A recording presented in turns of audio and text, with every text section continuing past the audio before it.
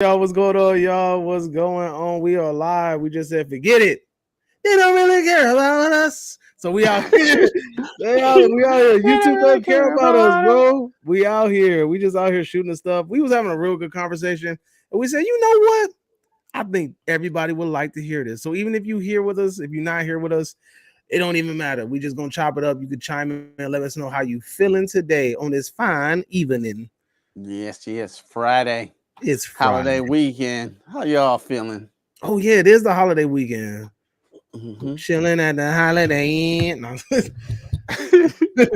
Nah, but you going to the movies this weekend? What we doing? What you doing this weekend, brother? Oh man, what's tomorrow? Tomorrow's Saturday, so I probably hit the movies to see Furiosa I was thinking about tomorrow. that too.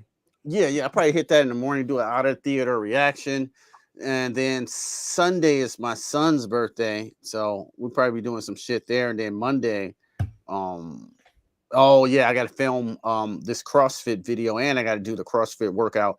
That's gonna be a motherfucker. So I got to film that, and with the drone and all type of shit, and fucking do the You workout. said a So CrossFit video? Oh, you a fitness? You're a fitness guru? no, I ain't a fitness guru. I do the CrossFit. You know what I'm saying? As much as I can and shit. You know what I'm saying? I'm a skinny nigga. You know what I'm saying? So Shout out to the I Renamon. Renamon saying TGI is yo, Friday. What's up, Renamon? what up though? What Man, up but though? yeah. Oh man, I need to get back in shape, bro. Oh no, I ain't. I lost it and then I got it and then I lost it and then I got it and I'm just like I just got it and I ain't getting rid of it. I don't know. Yeah. I need to do something. I need to go play basketball again. I need to do something with my life. Oh yeah, fuck it, yeah. Just move around. That's all it is. Shit. That's That what CrossFit shit. It's just I like lost a Batman. lot of weight playing basketball, bro. Just playing basketball. And I suck at basketball, bro. I ain't that great at it either, but me running around, it did something to my metabolism. But Yeah, nice. Yeah, do yeah, what you but do. You know what I'm saying? You know, make you feel good. That's all I would say. And shit. Yeah. man, for real. But how we feeling today? Renamon, if you still in the chat, man, tap in. Let me know how you feeling today. Let me know what you're thinking about. Any questions? Renamon always got some good questions for your boy. But we just here, me and Q Reviews. We was having a great conversation. We just said, why not go live? Let's just go ahead and talk about Fuck it, we'll do it live. You tape it and we'll do it live. Fuck it, it. we'll do it live. So that's how we feeling today. Hey, Peter Anthony is in the building. He There you says, go. what the F is up, gents? What up, though, Pete? What's going on? Mad Cuban. Look, man, you gotta put me in What? a movie and I gotta die. You know, I gotta live up to the Yeah. stereotype. Tell them about that friend request. Like you gotta accept your friend request. Oh yeah, Peter, you ain't Yeah. accept my friend request. You going Diddy on us now. I see how you feel. You say I thought Diddy? we was one and all. You Cuban, you Afro black, you know, you Spanish black. We there. We Oh. skin folk. We skin folk, my brother. His tan is as black as mine, bro. His melanin is as black as mine, bro. You see his Hey, head, bro, bro? it's You know what I'm saying? stocky as shit. Yeah, no. His neck Bro, is it's like a fucking stocky. full pit bull, bro. I ain't gonna lie, man. I felt kind of bad talking about him. I thought he was gonna jump through the damn camera right now and come attack me. No, he cool as fuck. He got the biggest heart in the Anthony world, bro. Smash. I He saw got the you in biggest X-Men heart in the world. 97. Yeah. He was an X-Men 97. He got the biggest heart in this world, but you piss him off. He's the maddest motherfucker you will ever know and shit. He told me about this story how he flipped out on this lady. You know what I'm saying? Because he had some surgeries on his knees, and the lady the Karen was like, I guess you forgot your handicap sticker. And he's like, it's right here. You got anything to say? And he was like, fuck you, fuck your DNA, you fat piece of shit. You should just go somewhere in the corner and die, something like that. But he says it way better than I can. He just flipped on this bitch, bro. Damn. He said, Q, can you elaborate on you reprising your role as the Duke? And he ain't talking about that old white man from the white. Ain't talking about that old white man from the old westerns. The westerns. John Wayne. Oh shit! Of course, bro. Of course. Peter Anthony wrote the continuation of Creighton Duke. Yep. And Roseblood. Originally from Jason Goes to Hell. So I played the younger version of the Duke in that movie. What a great experience. Went out to Seattle. It was all mint, food, everything. Sean Lucis. It was fucking dope. And then fans just started asking me to play the Duke again. So like in Castle versus Voorhees, this movie I'm doing this summer in Texas, I get to reprise my role as the Duke. I get to play the hat again, put it on. Like, yo, bro, like I can't even like that's an honor, bro. Like I was watching the Duke as a little kid, and when I was little, I never would have thought I would play this. So like, shout out to Peter Anthony for writing a great part, and I can't wait to put the fucking Duke hat on again. I feel like Indiana Jones. I told him. Next to Never Hike Alone, that's probably Peter's Friday the 13th is probably one of the better like fan adaptions of it, like honestly. Mm-hmm. But Peter says, bro, I never look at them. You don't be looking at your friend requests. Well, you're supposed to. I'm special. You know what I'm saying? Oh yeah, Peter, you say some weird shit, he just immediately he'll block you. Right away. He'll block me. I ain't saying nothing weird yet. I ain't said nothing weird yet, Peter. I'm still trying to die in your movies. Renamon says, Q, if you're up against Chucky the Killer Doll, how would you beat him? I would kick him in his chest. I'm bigger than Chucky. Fuck Chucky, though. Like, what are you gonna do? He have to sneak up on me and shit. You know what I'm saying? Yeah, Chucky gonna have to be quiet. You're gonna have to be quiet. I'm bigger than him. That's why I'm not scared of spiders, because I fucking step on a spider and shit. I don't like snakes. But you know what I'm saying? Spiders, I'm like, fuck you. I can see you. I fucking step on you. Like Chucky, I would kick him in the chest. Like I can out wrestle my son. So I think I can out wrestle my son. Yeah. You know what I'm saying? But Chucky got midget strength. Chucky got midget strength though. He might get you. He might get you in a tussle. He might say, he's like, bitch, I know judo. Yeah. He got them little fucking midget ass arms. He had to be real quiet like he was in part one. He was holding him like, I'm gonna throw you in the fire. You fucking bitch. Hey, listen. I used to wrestle. I used to wrestle with the pillows and stuffed animals. I could take Chucky, homie. I'll DDT his ass. I ain't gonna lie, bro. I'll probably turn Chucky into. I'll be whipping him against the wall like he on the ropes and clothesline him and shit. Yeah. I don't know. Yeah. Chucky can't hang. Chucky is not gonna be able to hang with us, homie.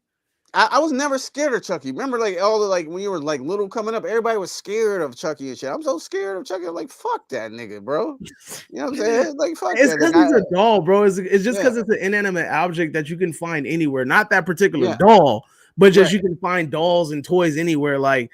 You know, like at one point, I ain't gonna lie, Toy Story made me think my toys was coming to wake at night and partying and shit. I used to try to pop in on the room real quick and see if they was doing something, but they was never doing nothing. They was always boring and shit.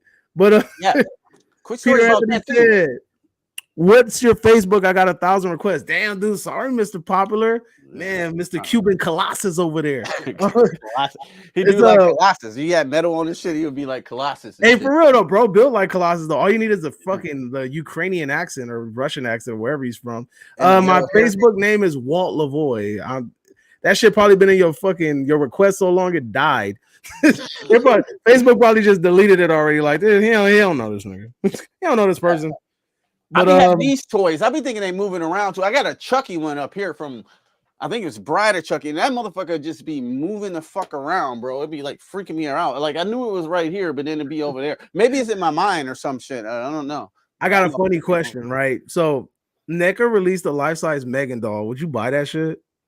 No, that's a little too that shit too weird, right? Like that's a little weird, right? I ain't gonna lie. That's a little girl. I don't want no little blonde girl in my living room. You know what I'm saying? Like that. It looked like a little sex doll or some shit. So like somebody didn't know you and didn't know you was in horror. Like, oh cool. Like they be like, what kind of geeky shit you into? Like you see Freddy's Glove, you see Jason and all this shit. You come over to see like a little girl on the couch and shit that's like a doll and shit. Like, what the fuck are you doing that? What are you using that for and shit? No. Oh, Peter just sent me the confirmation. By golly. Thank you, Peter.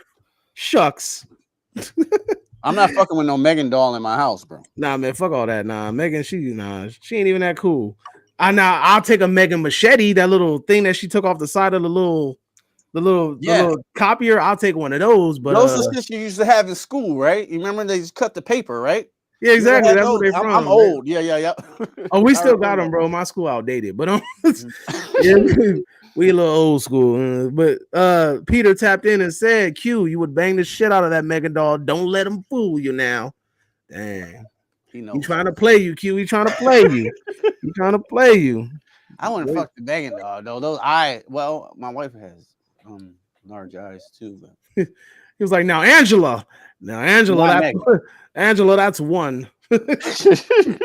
Sleepaway Camp, shucks. Oh yeah, Sleepaway Camp. Like you got me there. It's like, oh, the Bush. I mean, it's the 70s Bush. Hey, I ain't even gonna lie, bro. In that movie, that was the one movie where you was like, you really was like, all these fucking people in this movie deserve to die. Like, I ain't even tripping. Like, you had the perverted cooks, and you had the asshole, like the counselors and shit. You was like, y'all kind of deserve to die. Like, I'm just being honest with you. Like, if y'all die, I really wouldn't give a shit. You know what I'm saying? Yeah.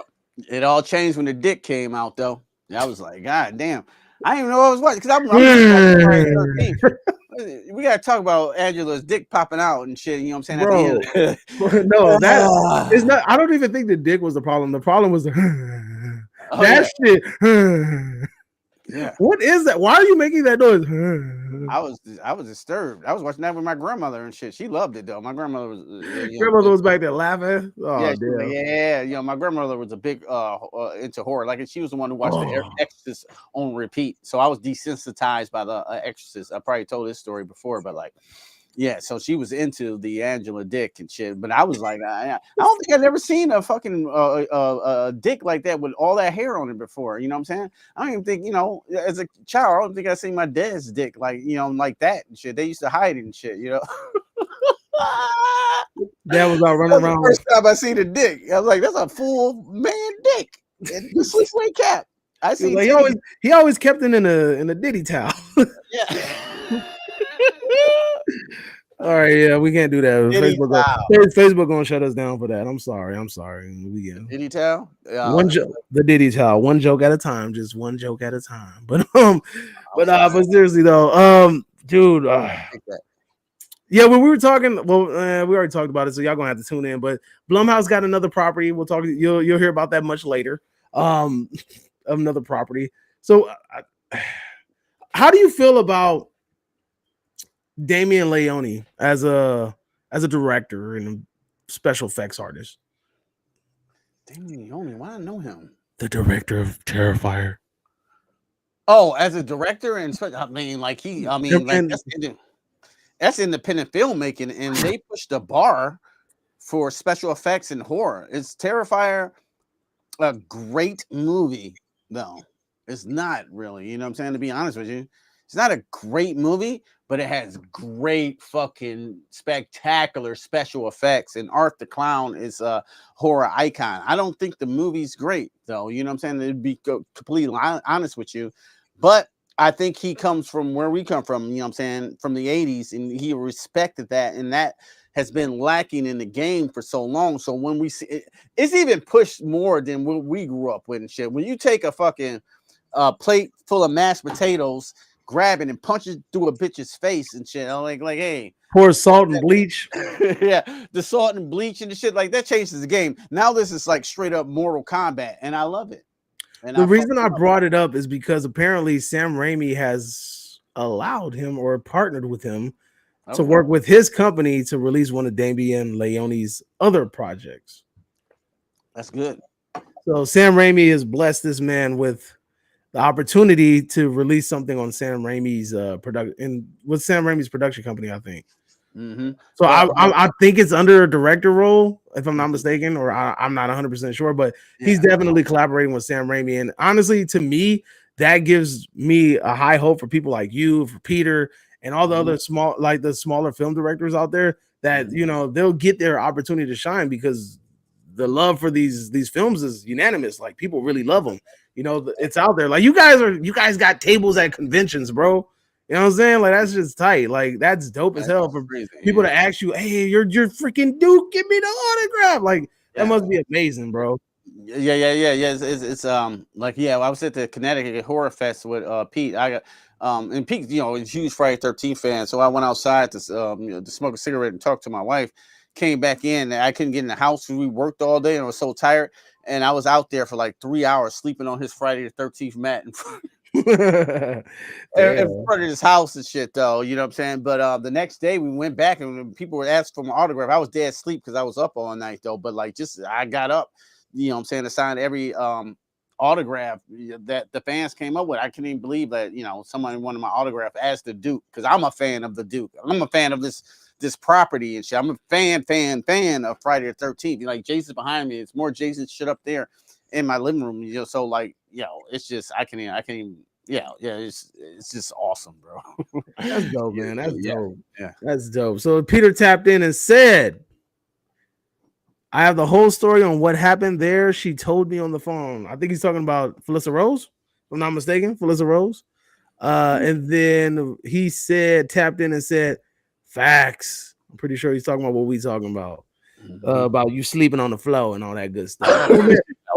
or maybe he's talking about, you know, the small time directors or the people that just love the genre getting that opportunity, you know. Yeah, that's that Sam Raimi thing, but Leone and shit, you know what I'm saying? He got a shot, bro. You know what I'm saying? I don't think they're gonna let him, a real studio gonna let him do what Terrifier did, you know. Oh, definitely not. For the love of God, no. Gee Willikers. No, can't do that. No. That's way too much. Especially how they cut up Friday 13th Part 7, A New Blood. You know what I'm saying? They're not gonna let fucking Leone do that fucking Terrifier shit, but they might. You know what I'm saying? I think they'll let him push it as far as they can, just because they know the skill level and the talent that guy has. You know what I'm saying? Can I be honest about one of the Friday the 13th films? And it gets a lot of hate, but I'm here to, you know, I'm here to defend it. I think that Jason Go to Hell gets more shit than it deserves. And I think that it was really innovative for its time because it tried to create a shared horrorverse, which is something that was unheard of at the time. You had the Freddy Claw, you had the crate from freaking Creep Show, you had the mention of Michael Myers. Well, you had the mention of a Myers house, which is possibly like Michael Myers. I mean, come on, dude. You had the book, the fucking Necronomicon and shit. Yeah. You know, so there's all of these cool little Easter eggs, and there's a possibility of there's just a possibility. And the fact that there's a possibility, I think that's enough that sold me. And it tried to give a reason for why Jason was the way that he was, which was something kind of unheard of. And it made sense. Like, okay, well, of course, he's a fucking Deadite, you know? So I thought that was really cool. Perp Minded, I ain't seen you in a while, Perp. Where you been, Perp? Where you been, Perp? Yeah. Perp been playing, man. Acting like you don't want no more. He said, a connected slasher universe would be so fire. I've always wanted them to do it. I think Blumhouse, that's what Blumhouse is trying to do, if I'm not mistaken. Blumhouse is low-key accumulating IPs, and if anybody's going to do it, it's probably going to be Universal and Blumhouse. I think. Well, yeah, let's talk about the A24 Jason universe. They're talking about doing a whole Jason universe. I know you heard about that, right? I heard about that, but isn't that more like on the long?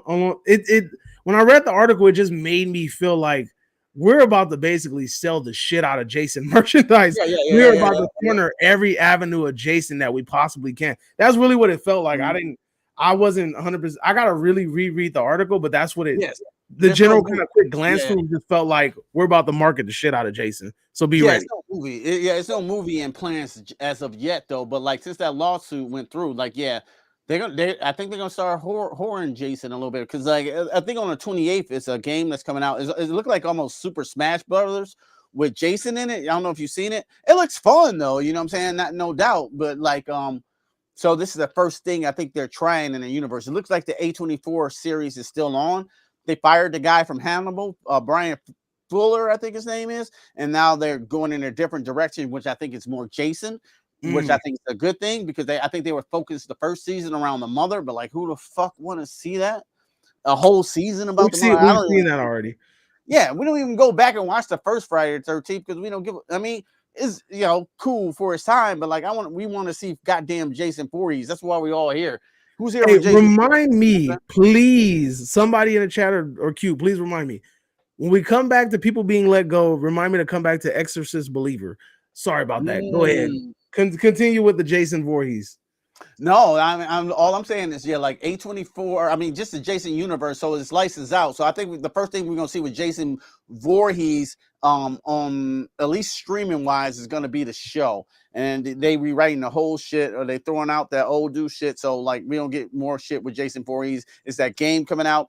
As far as that, that's all the information that I know from Jason Voorhees on the top of the head of the articles I read. But like, expect to see a lot more pop up before the fall comes, or the next Friday the 13th for sure. If Jason doesn't go I don't want to see it. No, I'm just all right, this fool fucking Peter said, "I love Jason Goes to Hell." Walt, Peter immediately unfriending him again. Oh, come on, you can't hate me for my opinion, Peter. Well, you said you like Jason Goes to Hell. Who, Peter? No, you did, right? No, yeah, he's saying because I said that he's unfriending my ass. Because he liked the movie too. He got problems with it. Yeah. Hey, no, see, I liked what it tried to do. There's a difference between liking a movie and like what it tried to do. There's the Duke came from Friday the 13th. Jason Goes to Hell, right? See, and he wrote a character from that, so I know he liked it. And he's good friends with the director Adam Marcus, who I just did a video that what I'm saying that he wrote right here. Where is it? Just because your name's Peter doesn't mean you have to be a dick. No, here it is right here. This is from the director of Friday 13th. He wrote me an awesome message on here, bro. You know what I'm saying? Hey. Yeah. Jason Goes to Hell? Yeah, from Jason Goes to Hell. It's Adam He's Marcus. going to be at Monster Palooza next week. Yeah, he wrote me an awesome message. You know what I'm saying? That Peter Anthony got this from me. So I know he likes Jason Goes to Hell. So, like, he's talking shit, son. In Jason Goes to Hell, a scene was cut. The scene was Jason killing the bounty hunter sister. Oh, shit. The Duke. Really? Duke is a bounty hunter. I didn't know he had a sister. Oh, shit. That's okay. Perp says, doing the horror pod again this year, so I'm definitely going to reach out to you. You better. Let's go. I love the doing the Perp show, his horror podcast. He had a lot of interesting, good questions, bro. Yeah. Hell yeah, we can shoot the shit, harass people, it's all good. Sean Cunningham said it will at least be 3 years, which sucks. Oh man. Yeah, that's a long ass time. Yeah. Let's see. I think there's some interesting things you could have done with Pamela's character. I mean, of course you could do that, especially if you if you fuck with the Deadite thing, I think that would be interesting. But once she's revealed, though, I think it just get boring. The Pamela, you know what I'm saying? Like, we knew Pamela was the killer at the beginning. How do you end that in a, you know what I'm saying, with a series? I don't know. That's kind of weird. Yeah, I do like the aspect of maybe like how she had the retarded son and shit. We're going to hell, bro. Yeah, we're going to hell. Jason goes to hell. Like how there's no slugs. Jason go to hell, and so do we. Like, how do we, like him taking care of Jason? It was hard for her, but like how did Jason kind of drown? Was she getting her groove on while Jason was drowning? That's interesting, right? We don't really maybe she found Jason and tried to nurse him back to health and was still trying to blame him. Maybe she tried to sue them and it didn't work. I don't know. We'll figure something out. She was like, that lawsuit didn't work. My baby boy. I can hate anyone, bro. Love. No, he's bullshit. He's good. I know he is. I know. Peter's a lovely individual. Inside of all that muscle, there's a kind heart. Vengeance 1 and 2 did the Necronomicon. Okay, all right. All right, look. Speaking of freaking Exorcist, I have to explain this to people because people don't seem to understand this. So people are like jumping for joy because old boy that directed it like stepped away. What's the dude's name? David Gordon Green. Yeah, I think you're right. Yeah, right. So David Gordon Green stepped away from directing it. That don't mean shit because he can still be writing the sequel. Now, if he writes the sequel, then you're getting the same fucking movie in his universe. You know what I'm saying? So it's like, I think you guys are, well, not you guys, whoever's in the chat, but just people in general are just jumping for joy and they're happy at the fact that he's walked away from the film and they're like, finally, maybe this can actually go somewhere. And it's like, well, not if he's actually pinning the next sequel.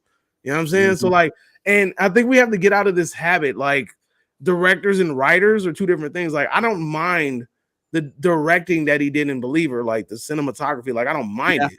I don't mind the cinematography that he did in the 3 Halloween movies. I don't mind the cinematography. I don't mind his directing.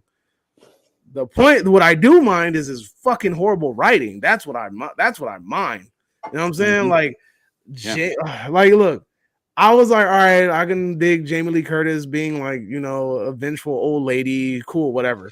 But then, like, after a span of 3 movies, and then that was the conclusion that you gave us. Yeah, could you make it a little bit more less believable, especially with Corey punking the shit out of Jason and taking his Michael Myers. Yeah, Michael Myers. I mean, Michael, we said Jason so long. I said, talking Jason so long. Michael Myers punked the shit out of that dude. Give me this shit. Let's get into that though, because I fucking hate that shit. That shit pissed me off so bad. I don't give a fuck if he's old or whatever. You're not gonna just go have some motherfucker in what was it? Band camp beat up fucking Michael Myers and fucking take his mask and walk away. That's what we doing to Michael Myers now. That's what we doing to our heroes. You know, shit. Y'all respect to do it, you know what I'm saying? That's like when Luke threw his fucking lightsaber behind him and shit. Like, what the fuck are you talking about, Luke? You're not gonna do that, nigga. You left Dagobah to go help your friends when you was about to be the coldest Jedi ever. So you gonna beat up Michael Myers and walk away and take his shit, bro? It's so disrespectful to Michael Myers. I was so upset about that. I wanted to punch. I wanted to get up in the theater and run through the fucking screen. I was so fucking mad, bro. Like, listen here, Corey. Your only body was a little kid that you hit with a door. How you taking Michael Myers shit? Yeah. Michael Myers didn't kill firemen. He didn't kill all these people. He killed half the damn town. That population was cut in half when he was done. All right. Yeah. And you telling me this man snatched your mask, man? He treated you like he said, man, he treated you like Kane did old boy in that drive-thru when he stole his Dayton's. And I take a double burger with cheese. A what? A double burger with cheese? Nigga, you heard me, nigga. A double burger with cheese. Yeah, get the fuck out of here with that shit. You ain't gonna disrespect, but at least like fucking like all the series, they disrespect all our three main horror icons like they did fucking Michael Myers. I mean, like they fucked up Jason. You got Nightmare, what's the Final Nightmare? Not the Final Nightmare, the one where Freddy's dead. They totally fucked Freddy up. He was done after that, but at least they didn't completely disrespect him. You know what I'm saying? Yeah. So, hey, look, you said New Nightmare or you said the remake? No, I'm talking about Freddy's Dead. Oh, okay, Freddy's Dead. Yeah. Now look, I'm gonna go ahead. Look, let's talk a little bit about the remake of Nightmare on Elm Street. Now that movie gets a lot of shit, and I completely understand why. But I'm gonna be honest, Jackie Earle is not a bad actor. Like we gotta stop shitting on the homie. Jackie Earle is a fantastic actor. But I think that movie pushed out. I think they had an opportunity to do something a little bit different, and they sucked out of it because the idea that Freddy was a innocent man that was falsely accused and killed and comes back to seek vengeance makes more sense than a child molester that was granted demonic powers to kill children that he actually did molest when they were younger. You know what I'm saying? Like that shit, to me, that doesn't make sense. I feel like the other way around, the way that they pitched it at the beginning made a lot more sense. Like that he was innocent and came back as Freddy. Yeah, because he was falsely accused and he's punishing the people that did wrong. Like they wrongly accused him and killed him. To me, that makes more sense. It makes more revenge aspect. Yeah. Right. Like the revenge makes sense. Like versus the devil, like, hey, you want to get back at them people that killed you because you actually did what you said you was gonna do? Yeah, you actually was fucking them kids. Yo, I was giving bring your lifestyle to me, make it better. Well, how long will I live eternal life in forever? Yeah. Right. And it was like, go ahead and grant him his powers, Diddy. Take that. And the three little fucking demons right there, take that. Take that, Diddy. Take that, Diddy. You know what I'm saying? I do like, you know what? I think story-wise, oh no, not the Angela. I think story-wise, the story you talk about is better. You know what I'm saying? Like, when he was innocent, it was this guy next door that was really fucking molesting these kids, and he got, and then this power came from him to take revenge and kill them for taking his life. That's interesting too, but it makes him even more fucking diabolical villain that if he actually did molest these kids and he was killing them. But like the devil would obviously give him that power. That you know what I'm saying, that would be the devil, right? That's the super devil. Like he was feeling extra evil that day. He was like, hey, man, he was like, I gotta grant some powers to one person up in this bitch. Who did the worst shit? Well, I did some bad shit to some kids. Yeah. Oh, this nigga here. Oh, he's like, you get a car, you get a car, you get a car. He went Oprah Winfrey, but let's see. That nigga eternal life. So eternal life. Kill them all. Oh man, so freaking Perp might have said, damn, Q said Pamela's son was Simon Birch. He said Simon Birch. Birkenstocks. Let's see. Peter Anthony says, "Have you seen the behind-the-scenes scenes of Rose Blood? It shows the kills and a lot more of Q in his scenes." No, I have not, but I definitely will be checking that out. Oh, yeah, I finally finished some classes, so I have a lot more time to actually fuck around on YouTube and music and shit. I mean, in movies in general, like I just have more time now, so you'll be seeing a lot more of this beautiful face. You know what I'm saying? Yeah, we're gonna get us all on. We're gonna do another debate again. Let's see. David Greedy Green. That's a funny ass. David Green. David, that's the Exorcist Believer director, right? Yeah, but his name is David Gordon Greedy Green. That's a funny. And that sounds like a dope ass. Yo, MC David Greedy Green. I'm gonna go ball on you like Mr. Clean. Nah, I mean, that's hard. Kendrick, bro. Them hard bars hard to Kendrick, huh? Bro, man. Bow. Let me ask you something. Do they play? Look, you on another side of the world to me. Are they playing They Not Like Us around where you at? Fuck yes. They play it all the time, bro. Here in Detroit, in Michigan, they play that shit all the time. They Not Like Us. They Not Like Us. Every time, like I got Sirius is on there, but then like I turn on my local station, They Not Like Us. It's all over, bro. It's like a fucking virus, bro. It's like the C word virus, but like they fucking with they fucking with Kendrick. They Not Like Us hard out here, bro. Yeah. Nah, bro, that shit is crazy. Like I went to like and BBL Drizzy too. BBL Drizzy. Now I went to freaking I went to this little dance thing yesterday, and like for our class or whatever, and it was like this little cheer team, and the cheer team had like one of the snippets, like one of the songs that they were dancing to was They Not Like Us, and I was just like, what the fuck? And I'm sitting there like, how are they going to cut this to the point?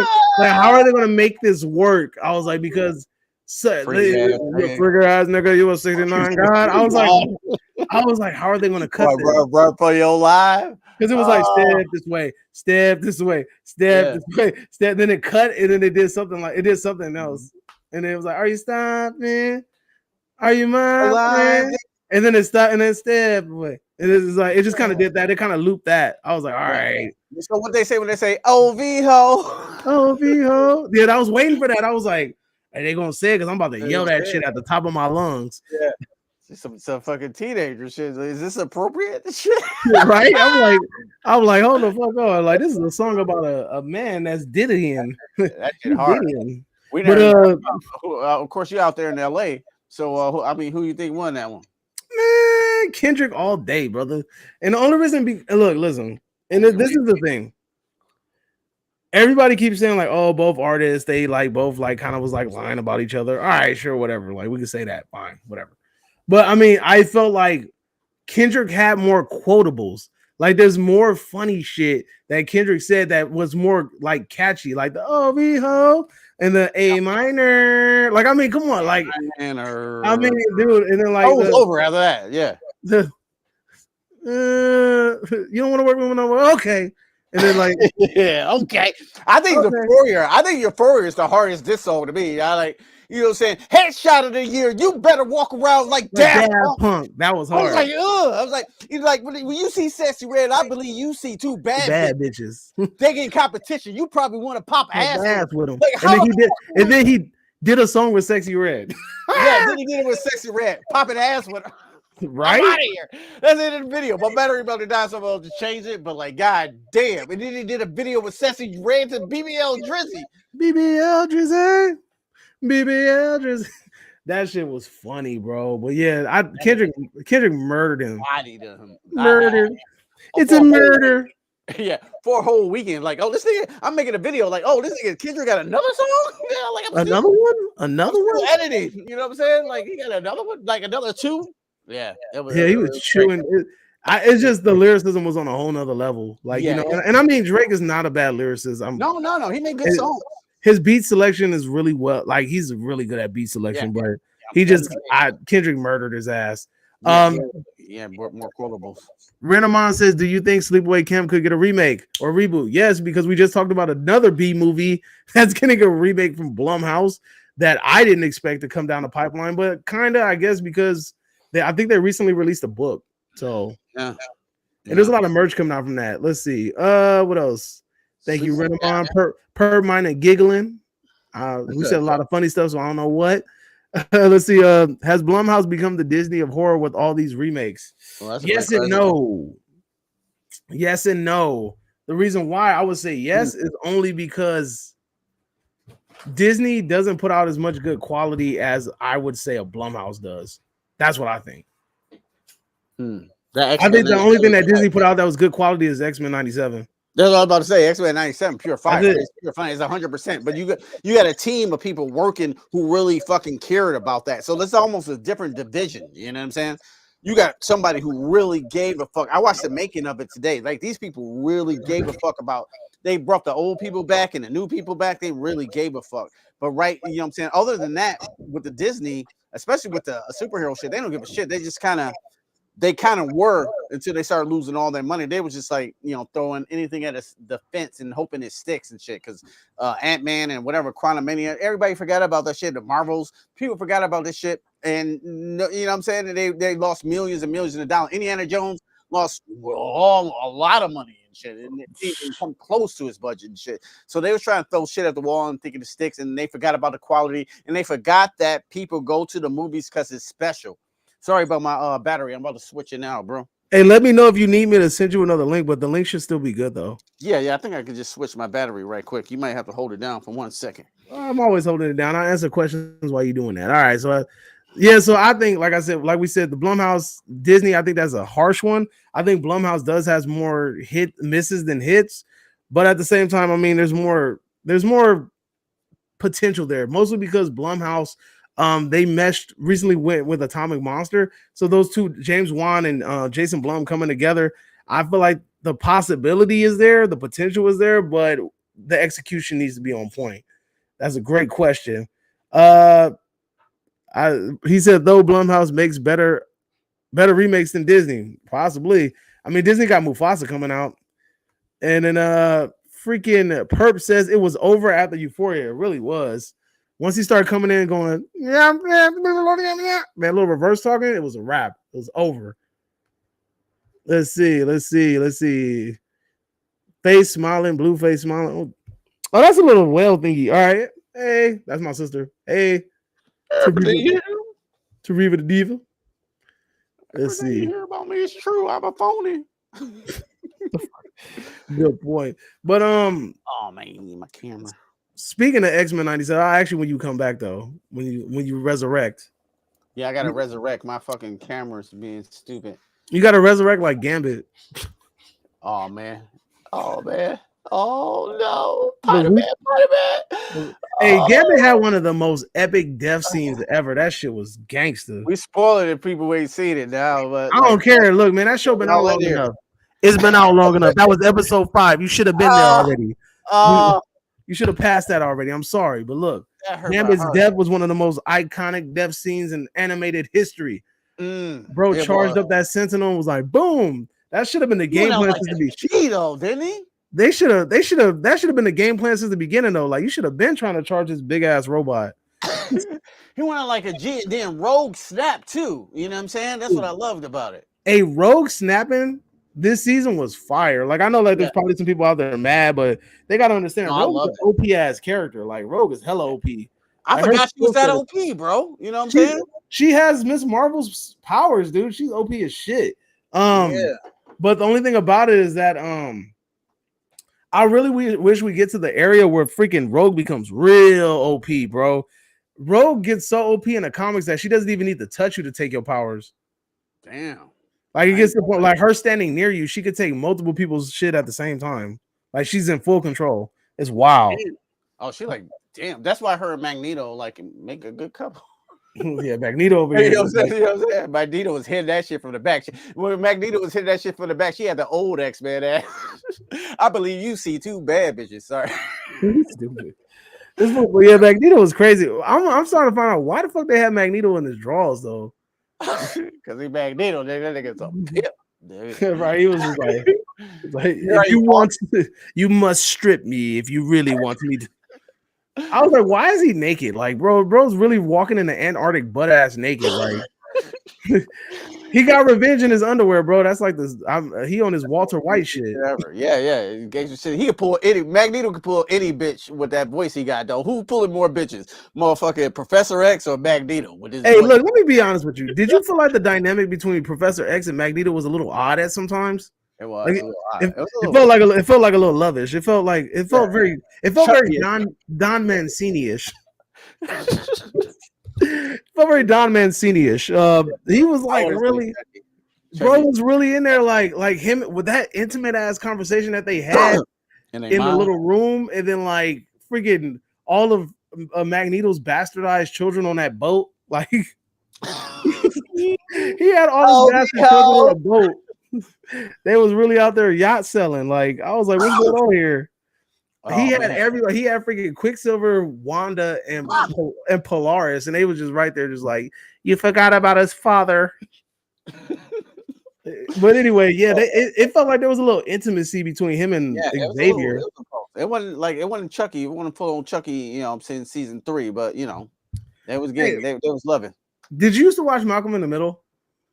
You know what? I never watched Malcolm in the Middle, man. I'm a little bit older and shit. I was at work and shit. Okay, the only reason I'm saying that is because Professor X talks like the dude in the wheelchair in Malcolm in the Middle. He talks like Stevie. He has these long pauses in between everything that he says. He's like, but Magnus, we have to stop this. We cannot turn into them. And you're like, why are you pausing so much? Like talk regular. Like just because you're in your wheelchair doesn't mean you're freaking quadriplegic. You can still move your hands because you're doing this.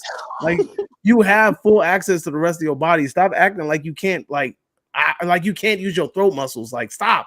Like I know you can expand your lungs. Like stop. It's like Magnus for the love of God. I'm like, why are you pausing?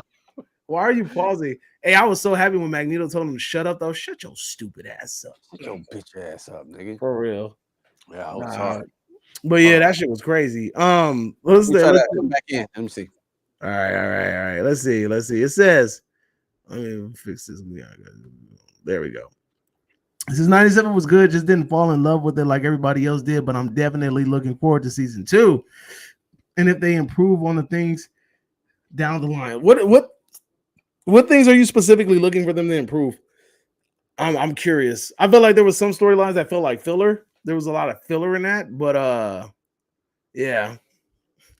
Professor X ain't pulling shit but his wheelchair. Bro pulled him a little space girl though. Like he found him a little big head space alien, and she was like really trying to make him choose up. Like, hey, it's either me or your mutants. And he was like, I cannot abandon my family. My X-Men, they need me. That I was so sick and tired of hearing that. Like once he came back, I was disturbed. They need me. But X-Men 97 was a really, really, really interesting show. I feel like it had a lot of filler in it. Not a lot of. There was some filler. And I really enjoyed the Easter eggs that we got to see, like Captain America. We got to see Iron Man. We got to see Daredevil. You got to see Cloak and Dagger. You got to see freaking Peter Parker. You know what I'm saying? Like you got to see Flash Thompson. You saw Mary Jane Watson. You know what I mean? Like we got to see all these cool characters from the past. And it really makes me want another Spider-Man series. Like if we're going to do this, like you got to have another Spider-Man series. We got to have another Spider-Man series. It only makes sense. It only makes sense. He says, I think the pacing could have been better. It felt a little too fast, and the animation could use a little bit of tweaking. Nothing too crazy. I agree. I can see that. I feel that some episodes could have been cut or drawn a little bit shorter. Like Storm's. Okay, one episode I feel like went fast. The storyline about Storm losing her powers and gaining them back. I felt like that was super quick. And it was like, if you're going to do it that fast, you shouldn't even took her powers in the first damn place. Also, Bastion, the way that he went out, like that whole last episode, even though it was fun, it felt like that was also a little rushed too. And let me know in the comment section, do you guys agree that it felt a little weird or forced that Jubilee did all that damage to Bastion? I felt like it was a little odd that she was able to pull that off. Because she was the only one that really did significant damage to him. And I mean, Rogue was putting the beats on, bro. She was like, bang, bang, bang. And she gave him a clap. She gave him a little Hulk clap. And like, Nothing. Like he just was eating that shit. Kurt was over here teleporting and stabbing him with a little toothpick knife, and like nothing, but nothing. Like nobody did anything. And when they finally got him, Sentinel about to step on him, turn him into like a roach in the projects. Cyclops about to put that final touch on him, and he's like, "Stand down, team." Come on, bro. Hi from Melbourne, Australia. What's going on, Scott Walker? We got somebody from Australia. What's going on, Scott Walker? It's great to have you in here. Thank you for tapping in. Don't forget to hit the subscribe button. We in here talking about X-Men 97. Scott, are you a fan of X-Men 97? We just in here chatting about it real quick. My boy Q Reviews went to go change his battery on his camera. He will be back shortly. But yeah, so I mean, those are like kind of like the little things I've had with X-Men 97. This weekend I'm planning on going to see Furiosa. Am I a fan of the Scream movies? You bet your ass I am. I like the Scream movies. I just don't like the Scream movies that have been kind of coming out now. The last two Scream movies weren't all that great. I will be meeting Melissa Barrera next week at a convention, so fingers crossed. I'm ever sign a poster. I mean, I feel like the Scream movies now, the last two movies could have been so much better. I feel like they had potential. They could have been really, really good, but I just felt like they just didn't really do it for me. You get what I'm saying? Like I felt like they could have been a lot better. Especially, look, check this out. So I have this idea. I felt like the Scream movie that we just had, the one that was in New York, I felt like it would have been a billion times better if we would have been like, you know how they introduced the killer at the beginning of the movie? If we would have had that, but we would have known that he was the killer of the whole movie. We're watching him in the background. We know that he's the killer, and we're watching the characters around him. And then maybe you could kind of have a second killer, maybe behind the scenes and shit like that, helping him out. But at the same time, knowing that he was the killer, I think that would have been really beneficial to the show. I feel like could have added a little extra something to that movie because it really feels cookie cutter. It really feels repetitive. It feels like we're doing the same thing over and over. But thanks, man. That's a great question. Thank you. Let's see what else. It says, yeah, Jubilee doing that was some bullshit with fireworks. Come on, son. She hit her with that big that M80. You know what I'm saying? She hit her with the M80, but I think I read somewhere that her fireworks affect electronics or something somehow, some way. But how does that go into the realms of actually hurting Bastion, who basically went toe-to-toe with the Phoenix, was kind of unbelievable. You know what I'm saying? Let's see. Do you think Matthew Lillard, aka Stu Macher, is alive? Is Stu alive? I think there's a possibility that he could be alive, especially because all of these movies have not left the realm of possibility that any of these characters are truly dead. You know what I'm saying? Especially with the idea, like if you don't see them dead, they're not really dead at all. But that's another person I met. I met Matthew Lillard. Matthew Lillard is the nicest fucking person I've ever met in my life. Bro loves to hug and all that shit. And it's funny because I hugged him and I was giving him taps on the back. And I guess I patted on his back a little too hard. He was like, damn. And I was like, oh, my bad. I was like, I'm sorry. It's a black thing. It's a church thing. And then he just kind of laughed it off. But yeah, it's just funny. Matthew Lillard is nice as hell. If you ever get a chance to meet him, I definitely will say go for it. I respect him. So is Jubilee the strongest mutant now? No, but it sure did look like it the way that she was the only one to land damage on Bastion. You know what I'm saying? Like, I felt like that was such a fucking reach. Like, that felt like a reach that she, out of all people, was able to do damage to Bastion out of all the other characters. It was wild to me. It was wild. Was you mad that Wolverine went in the last episode too? Like, really? Nah, I figured that was going to happen because that's a part of the comics. But I thought we were going to get Onslaught. I didn't think we was going to get Apocalypse. I thought that Charles was going to wipe Magneto's mind, and then it was going to be Onslaught or something. I didn't think we were going to get Apocalypse round 2 because wasn't Apocalypse in the OG one? Yeah, he was in the OG one. Yep. And then was Onslaught in the OG one too? I feel like I saw Onslaught in the OG one too, but I might be. I'm not 100% sure. Yeah. Let's see. Do you think, because Scott Walker been asking some questions about Scream. Do you think you'll be even scarier when he returns for Scream 7 or not? Oh, so if Stu Macher returns on Scream 7, will it be scarier? I think the fact that we have freaking, what is her name? Neve Campbell returning, and then we have Courtney Cox returning.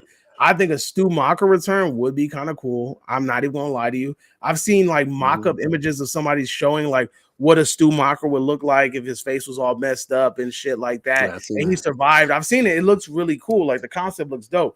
The fact that Matthew Lillard has been in a recent franchise that's really popular, like Five Nights at Freddy. I think that, yeah, you know, like I feel like that opens the door to it as well because he's becoming like a face to the horror community. So I think it's a possibility. But I mean, I've never really found the Scream movies to be scary. You know what I mean? That's just me though.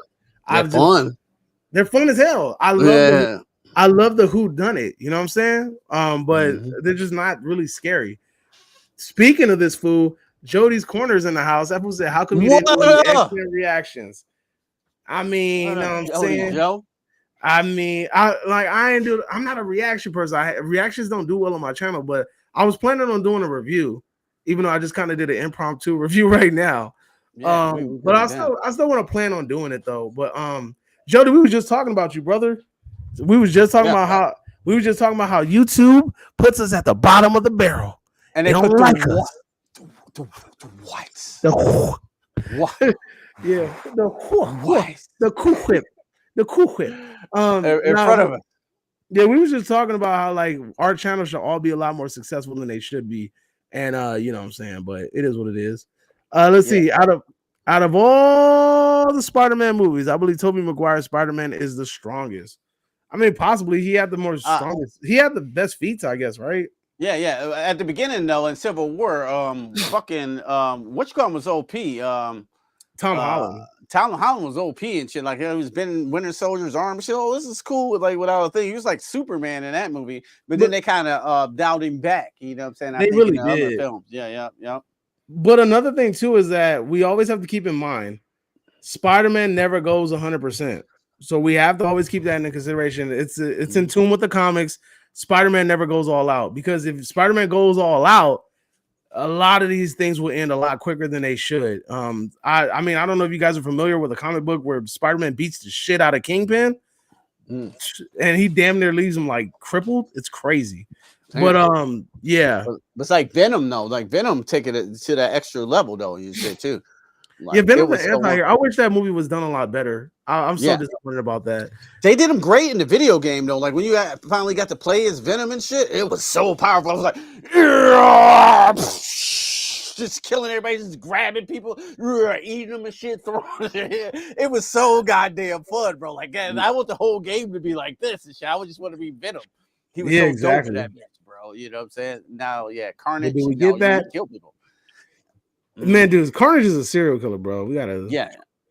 I never got that serial killer vibe from him. I'm a true 90s and 2000s kid, man. I feel it, man. Good, cool, man. The 90s is where it's at. You know what I mean? Yo, I'm an 80s baby myself. You know what I'm saying? So he said Wolverine is the new Yamcha. Now look, this is a very interesting topic that I want to have. Do you feel like Wolverine was given justice? Yes or no?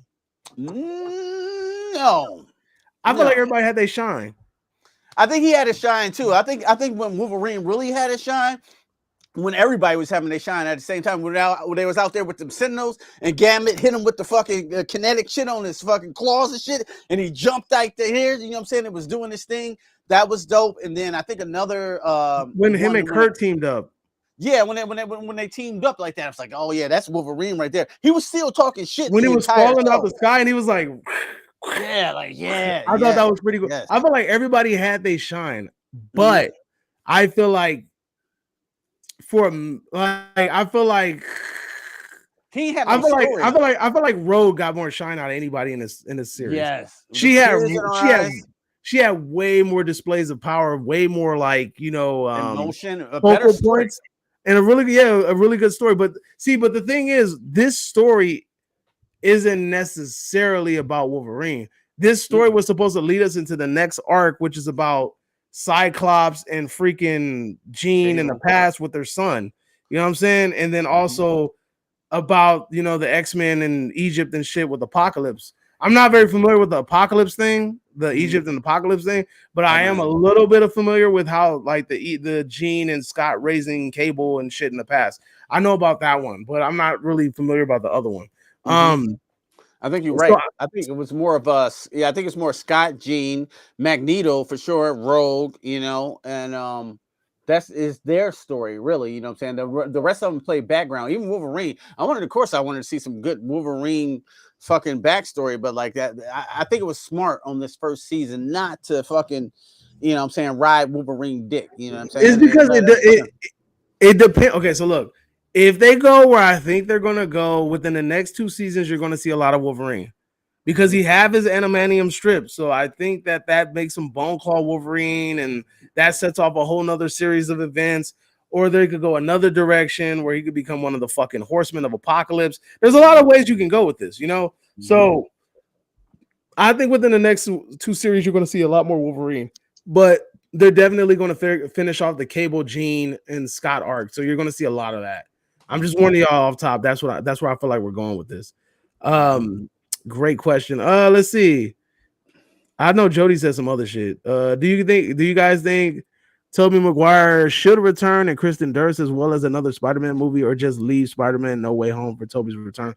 I'm done with the original Spider-Man series. I think they should just be done with it.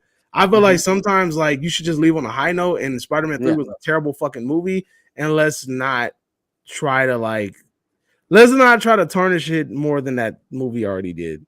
Because I mean, you had the first 2 movies that were freaking brilliant, they were amazing, and then like it just started to get real rocky after that. So yeah. After No Way Home, just let Tobey Maguire do that. That was good. You know what I'm saying? That was a good nod. I think that's fucking it. You know what I'm saying? Even Andrew Garfield. I don't think we need another fucking Andrew Garfield. Then I think you watering the thing, and then you're going down the Sony route too. You're milking it. You're milking it. Yeah, like Ghostbusters Afterlife. Like, oh, y'all really milking this shit. I love Ghostbusters and shit, but like, wait, Ghostbusters Afterlife was cool. You talking about Frozen Empire? Oh yeah, Frozen Empire was trash. You talking about Frozen Empire? Yeah, I didn't even watch that movie, but it looked terrible. It was terrible, bro. Like you really, really milking the tit, and like we don't give a fuck. Y'all rehashing just bullshit and shit. So like, let Tobey Maguire, have his thing, and that's it. Like when Jordan.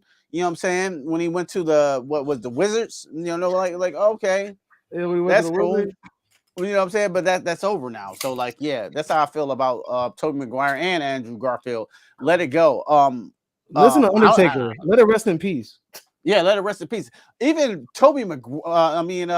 What you call him? Tom Holland. I think they should almost let him go, almost to get even another Spider-Man, bro. I think his shit is you know what I'm saying? If they let him go, you think they should go with Miles? Yes, I think Miles is a much more interesting character, but they already got that going. That's the only thing that works in the Sony universe. The Into the Spider-Verse. I'm mad that they passed up on Batman Beyond from the same people, bro. Did you see that concept? Did you see that concept stuff? No, I didn't see that. No. The concept stuff was fire, bro. It was Batman Beyond, but it was with the people that did Into the Spider-Verse. Yeah, because they know what they're doing, bro. You know what I'm saying? They know how to make compelling characters. And everything. Like, do we need a Miles in live action? Fuck yeah, I'll watch that shit immediately. But like the animated shit working so good, like why would you switch up the formula? You know what I'm saying? That's all I'm saying. You know what I'm saying? I think I don't know. I think Into the Spider-Verse working. I don't think you need a live action one, bro, because it's already working. So why would you make a live action Into the Spider-Verse though? I think it'd be dope, but like this one works great and it got a great artistic style. So like, I don't know. Let's see. Sam Raimi's Spider-Man was great because we saw his development and music help drive the epicness. Yeah, and then also we gotta admit Doc Ock was probably one of the best fucking villains. Venom 2 was a goddamn travesty. Should have been so much better. Yeah, you wasted Carnage, and then you're gonna make a third movie, and it's like, but your top tier symbiote is gone. Carnage is gone. Like, who's Venom's other top op? I don't know. It must be Drake. Spider-Man. BBL Drizzy. Ever since they got rid of the whole dislike button in 2023, I feel like YouTube's algorithm has been all effed up. Man, YouTube don't like black people. Come on, let's get back to that. Where's that Kanye? We need to put it like that. George, YouTube do not like black people. Jody says Wolverine was hoed. He was old. That's what I thought too. I thought he was hoed a little bit. You know what I'm saying? Like, damn, they're just gonna take his bones out and before the episode, and did not even have him in the finale at all. I was like, damn, I wanted to see him in finale. You know what I'm saying? If you're 80s kids and that means you remember the 1980s Alvin and the Chipmunks, of course. Yeah. Alvin, Simon, Theodore. Right? Of course, that was the shit. People like to pretend Wolvie ain't the most popular X-Men, yet they say they know the comics. He is one of the most popular X-Men. Nobody's denying that. It's just that, like, the story that they're trying to tell isn't his story yet. He'll have his time because, I mean, he has to go through probably Feral Wolverine, or he's going to become one of Apocalypse's henchmen. We'll figure it out. Yeah, but like, I respect him for not riding Wolverine dick this season, though. You know what I'm saying? They could have rolled Wolverine dick real hard, you know what I'm saying, on this season and made a good story arc, but they chose to, you know what I'm saying, focus on a couple other characters. So I thought was really good. Like the Rogue arc is good, the Magneto arc is good, Professor X is, you know what I'm saying? But yeah, he could have stayed dead in my eyes. Yeah, me too. I was like, yeah. Because I was like, I'm fucking with Magneto as the leader. Yeah, me too. We fucking with Magneto. You hear that voice? Like, fuck the metal powers. You make any bitch power. You make any bitch panties come off just with the sound of his voice. That's his power. That's one of his powers, son, and shit. But like, yeah. How cool would it be if Wolverine actually transformed into a werewolf? He does some shit. I'm telling you, Feral Wolverine. That's kind of like that. Or I mean, you can cool. or Sabretooth. Sabretooth's damn near that. Yeah, definitely get that. Go ahead. He'll be Wolverine. Would be what's that from that one game? He'd be like Cyberwolf from that one game. Oh, Saberwolf. Yeah, Saberwolf from Killer Instincts. Killer Instinct. Yeah. Hey, his freaking stage had a banging ass soundtrack.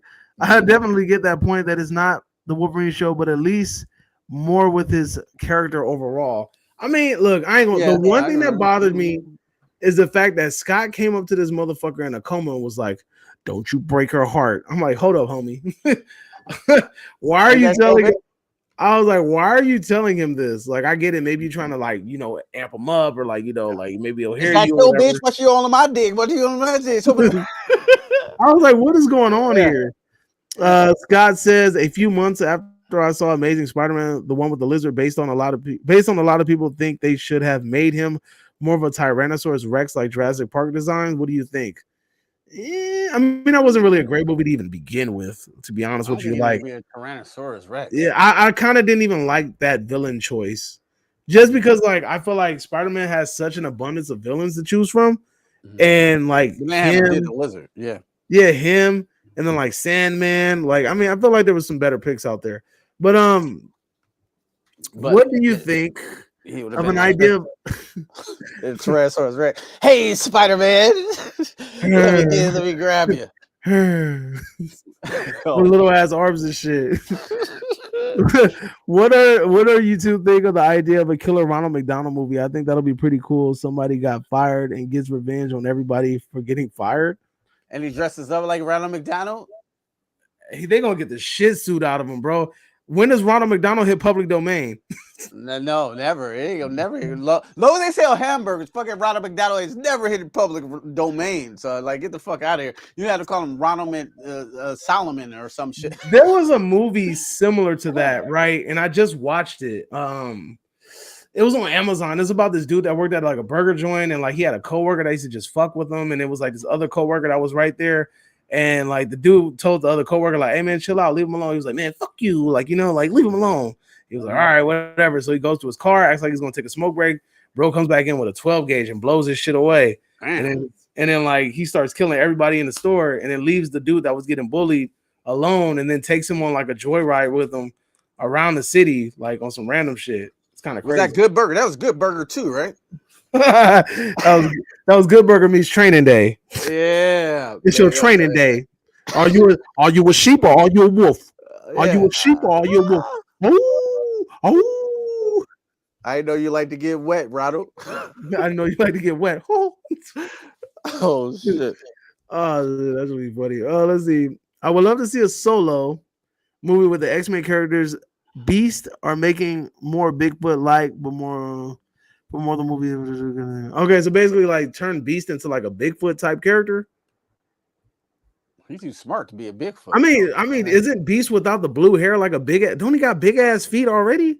Like without, like, I know there's like, he hanging from Beast. Beast without the blue. Like there's actually like a Beast. There's pictures out there with Beast without the blue. Like he's actually in the comic books without the blue. And bro got some big ass feet, like some Peggy Hill feet. He always had big ass feet. I definitely remember that. His feet is bigger than almost in his hands. And shit. Nah, man, he got them Peggy Hill feet. You don't understand. Like, Peggy Hill got them big ass feet. Dog, King of the Hill is goated. When she got tricked into doing foot porn, was hilarious. Let's see. Wolverine is on Team Kendrick. What, Peter? You on Team Drake? You Team Drizzy? Oh no, he definitely not Team Drizzy. Storm is Team Drake. I don't know. I can see Storm riding for the culture. Storm will ride for the culture. Storm ain't Team Drake. Get the fuck out of here, bro. You know what I'm saying? She riding for the culture. That's the queen of fucking Wakanda. Not of Wakanda. You know what I'm saying? She's the queen of her shit. But like, yo, she riding for the culture. You know what I'm saying? She riding for the culture. I think Queen Storm is Team Kendrick for sure, bro. For real. She like, bitch, I helped Kendrick with that fucking soundtrack to Black Panther. You didn't hear that wind I brought in from the ambiance, bitch? Right? She was like, you heard them people chanting? That was me. Like, I was the one that got them to do that. Is anybody Team Drake? It'd be Scott Summers. I'm just trying to figure out why does Storm feel the need to like give us a monologue every time she uses her power? Like, I am the wind strong eye, for I am Storm. Yeah, like I feel like we got to get a long ass monologue about everything. Like it's just like an electrician doesn't hold nothing to my bolts. You're just like, what? Zeus ain't got shit on me. You're like, damn, like. For I am Storm, the great black gray-haired bitch. The gray-haired bitch. That'll be fucking hilarious. But yeah, dude, Storm is a trip. Man. She a little overdoing it, you know what I'm saying? Like, man, you know, just come out, just bring the lightning and rain and shit, man. You right, just hit him with a cyclone and let's keep it pushing. Yeah. All right. Guys, what do you think of the idea of American Werewolf in London remake, but a female version? Do you think they already did that? Interesting to see someone playing the part of David, but a female part? They already did the female version of American Werewolf in London. What was American Werewolf in Paris? That movie's atrocious. Don't ever watch that ever. Look at me in the camera. Don't ever watch American Werewolf in Paris. It's one of the fucking worst horror movies of all time. You cannot remake American Werewolf in London. American London is fucking done. It's my favorite fucking werewolf movie of all time and shit too. Even though you don't see I think the werewolves in The Howling are better. You know what I'm saying? How they look and shit, like, you know what I'm saying? And the transformations are great, but get the fuck out of here. American Werewolf in London won the first special effect Oscar ever. You know what I'm saying? From that werewolf transformation from Rick Baker. That shit is goated, son. Do not fuck with American Werewolf in London. I will see it, of course, but like, you just can't remake that movie. You can't put a CG anything in American Werewolf in London and make it work. You know what I'm saying? Unless you do it geniusly, like a Jurassic Park 93. Sorry, I went off on that tangent, though, but I feel very passionate That's about all good. It's just like American Psycho. Like, isn't American Psycho 2 have a female? Yeah, because females is terrible. You know what I'm saying? Yeah, and American Psycho is one of my favorite, too. So you can't remake American Psycho with a female. You got to take the figure out if you're going to talk this shit. Where's Patrick Bateman at? Where he at? Yeah, and the director is a female for American Psycho. You know what I'm saying? It's a female who directed that. I don't know if it's making fun of men, you know what I'm saying? Well, it's from the book, but like, she did a great fucking job because men relate to that shit. Don't just fucking stare at it, eat it. You know what I'm saying? Fucking the bitches and you know what I'm saying, and the hookers and shit. I think it's just, you know what I'm saying, a great allegory and shit. I don't know. You know what I'm saying? What are your thoughts of them having T'Chaka and not T'Challa? It don't make a difference to me, to be honest with you. Basically, T'Challa's dad instead of T'Challa. I guess T'Chaka ain't dead yet, so they he ain't passed the timeline. Yeah, they're keeping the timeline. Yeah, because I think they want him and Storm to hopefully get married, and that would be cool. Yeah, because they can go multiple seasons too. You know what I'm saying? And then I don't know if they switch the Lord. Would he die? I don't know how close knit, but the Avengers was in there as well too. The Avengers went. Yeah, they had a couple. They had Cloak and Dagger. They had Daredevil. They had Spider-Man. They had Mary Jane Watson. They had Flash Thompson. They had a gang of people. Remember Smurf Village? What the hell is Smurf Village? You know Smurf Village. I know what Smurf Village is, but Peter said, "Remember Smurf Village." Smurfette. That reminds me of Donnie Darko. Smurfette is not. Let's see. How's Smurfette the only bitch though? How's Smurfette the only bitch in Smurf Village and shit? That shit bothered me. That's because weird. Gargamel made her. That's why. Gargamel made her to eat her and shit. Like so, like all the other Smurfs who ain't fucking Smurfette fucking each other. Probably. You saw that gay one. It was the painter one. Your name is Don, ain't it? Your last name Mancini. But anyway, when you see Smurfette, you probably want to pop ass with her. Right? You probably want to paint with her. Which of the 3 Pokemon movies is your favorite? I like the second one better. It's a personal favorite ever since I first saw it in the theaters back in 2000s. I've been wanting. Okay, look, I'm gonna be honest with you. The only Pokemon movie I've ever seen is the one with Mewtwo. That's it. It's the only ones I've seen. I mean, I didn't really like get into I played the games like this like when they like I played Silver and Gold, but I didn't really get into the show after that point. And then definitely anything past that, I'm really not fucking with because like the Pokemon designs just became super fucking lazy. Like they have a chandelier for Christ's sake as a Pokemon, like that shit's ridiculous. Yeah, but I only watched the Mewtwo one. And I mean, that shit was crazy because Ash literally tried to throw hands with Mewtwo, bro. He squared up with Mewtwo, and Mewtwo whooped his ass. Let's see. Did you ever watch any of the Pokemon movies? No. No. Pokemon. You know what I'm saying? I was a little bit. I didn't go to Pokemon. I was a little bit. But I love Dragon Ball Z. I want to say it's past my time, but like I don't know. I never fuck with none of the Pokemon movies and shit. Do you remember the movie Romeo Must Die with Jet Li? Yeah, I remember that. That was when Jet Li was on a run, bro. He had a gang of movies. You guys are definitely my top 10 favorite YouTubers now. I have a lot of fun talking to you. Thank you very much. Hey man, Scott Walker, that's what's up. Don't forget to go to Q Reviews channel and subscribe to him as well. Don't forget to subscribe to my channel. I think Peter Anthony got his channel too. He in the chat. Subscribe to that man too to go check out his Friday the 13th stuff. You know what I mean? Perp Minded, he in here too. Subscribe to that man too. Jody's Corner, he in his chat. Subscribe to that man too. We a family over here. You got to make sure you support the channel. You know what I'm saying? And the movement and our little bubble. We're a fun little bubble. Let's see. But T'Challa Pops is deceased.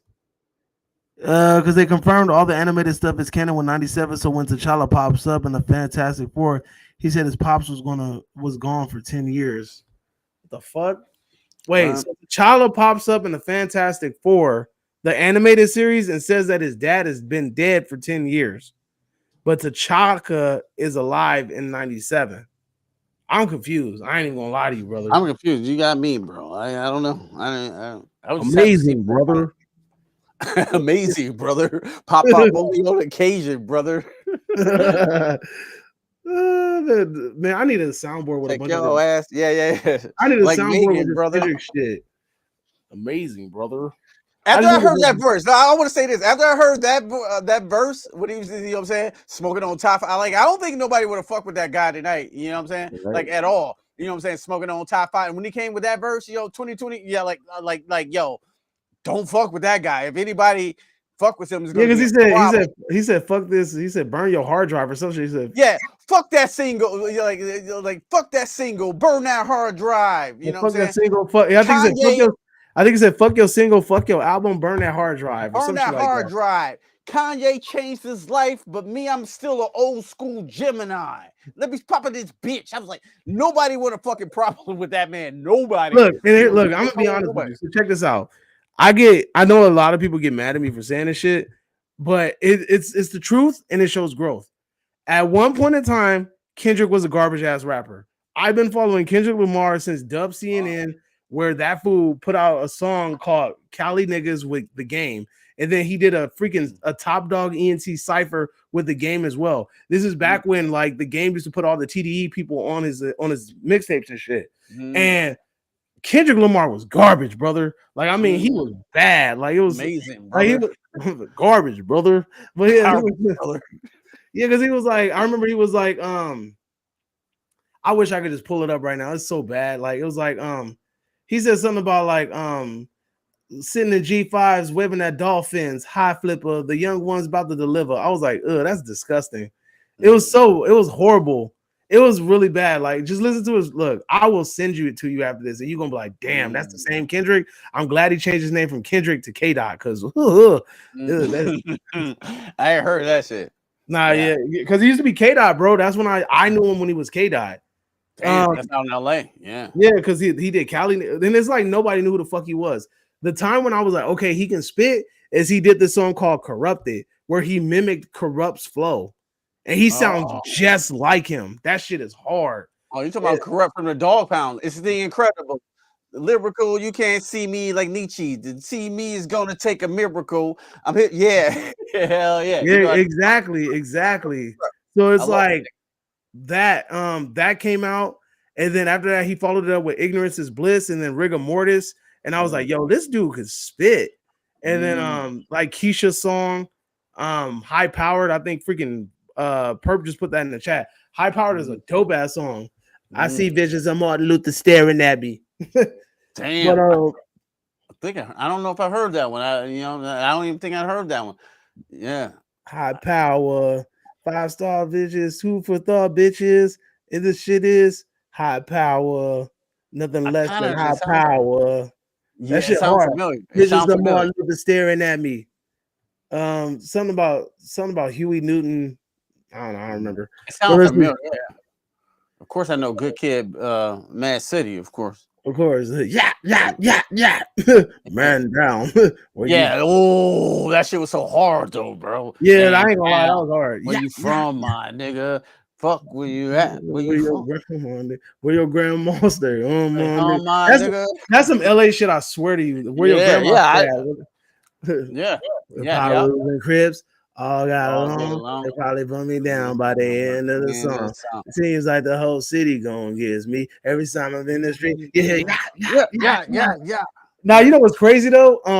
He brought it back. Too. Kendrick was on a road to stardom when he turned down a feature from Lady Gaga. Did you know that Lady Gaga was on the original version of Bitch Don't Kill My Vibe? No. It's on YouTube. If you go look it up, there is a Lady Gaga version of Bitch Don't Kill My Vibe. And she did a music video. She was mad because it was like she put it out, like she gave it to him, and they were like, nah, it's okay. We're gonna keep the original. And then she was like, well, fuck you then. And she put it out, you know. So she was singing the chorus, like, I'm a sinner. It's probably gonna sin. The last Lady Gaga version. But that's Lady Gaga. Understand. Yeah, it's her singing it. And then she also did she did another part too, I think. But yeah. Damn. But she was on the hook. Let's see. They need to fix that. Do you guys remember Free Willy movies? Of course I remember Free Willy movies. Yeah, did you remember Orca? With the Indian, do you remember Orca with the Indian man from what's that movie where freaking Jack Nicholson is in the nut house? The bird that flew the cuckoo's nest? Yeah, cuckoo nest, yeah. Yeah, the Indian guy from that movie is in freaking Orca. What's no. Tillicum is the one, like the documentary where they jack the whale off. Yeah. What the fuck? That's a wild ass thing. Baby Keem is nice too. Look, I'm gonna be honest with you. I don't like Baby Keem like that. Yeah. I feel like, you know what? He sounds too much like early Kendrick, and it kind of annoys me. And I hate that part. But they don't rap the same. They don't rap about the same shit. It's just that he sounds too much like him, and it bothers me. Yeah. I don't like that part when like I came in my ends, I came in on the video, as if it would be I didn't like that shit from Baby Keem and shit. And then like Kendrick came, thank God Kendrick came in and saved the song and shit. I am the Omega. Bitch don't address me. Let's come in with 4 letters. I am the pandemic. You know what I'm saying? I've been ducking the pandemic. And that motherfucker was in the video, like, you know what I'm saying? I was like, damn, let's go, Kendrick. Let's go. Yeah, see, that's the thing about it. Like, people always arguing about this Drake and Kendrick shit, and it's just like, let's be honest here. Like, everybody's like, well, Kendrick don't drop enough, and I'm like, dude, listen, I'd rather Kendrick put out a good, well thought out, articulated project than to just put out whatever, you know. And I think he did that with Good Kid, Mad City, and he had like the radio hits, and that shit was like a well received album. But then like, I go back to Pimp a Butterfly because that shit just has like the message in it is just really fucking good. Like the message to Pimp a Butterfly is amazing. All the Kendrick albums have messages. And I mean, although there's songs that you obviously not gonna bang, like the last album, the Mr. Morale and the Big Steppers, a song where he arguing with that female. I like that one. That song, it's a dope ass song. The lyrics is on point. It's freaking amazing the way they put that together. Yeah, but it's just like, of course, you're not gonna bang that in a car. Like, people like, who you listening to arguing on the phone? It's almost like that Eminem shit. Like, what the fuck are you listen to? Eminem kill Kim in the background and stab her to death? Like, I don't know. I like horror. I like him. I don't know. It sounds, you know what I'm saying, dope, but I can't play it around people. People look at me funny and shit. But I love it. You know what I'm saying? The same shit for Kendrick Lamar on that Mr. Morale album. You got a lot of shit like that. Yeah. Like, but I like, you know what I'm saying? I think, you know, he said, but he got real deep on that album, which he got really deep. He talked about his dad and all that other stuff. It was crazy.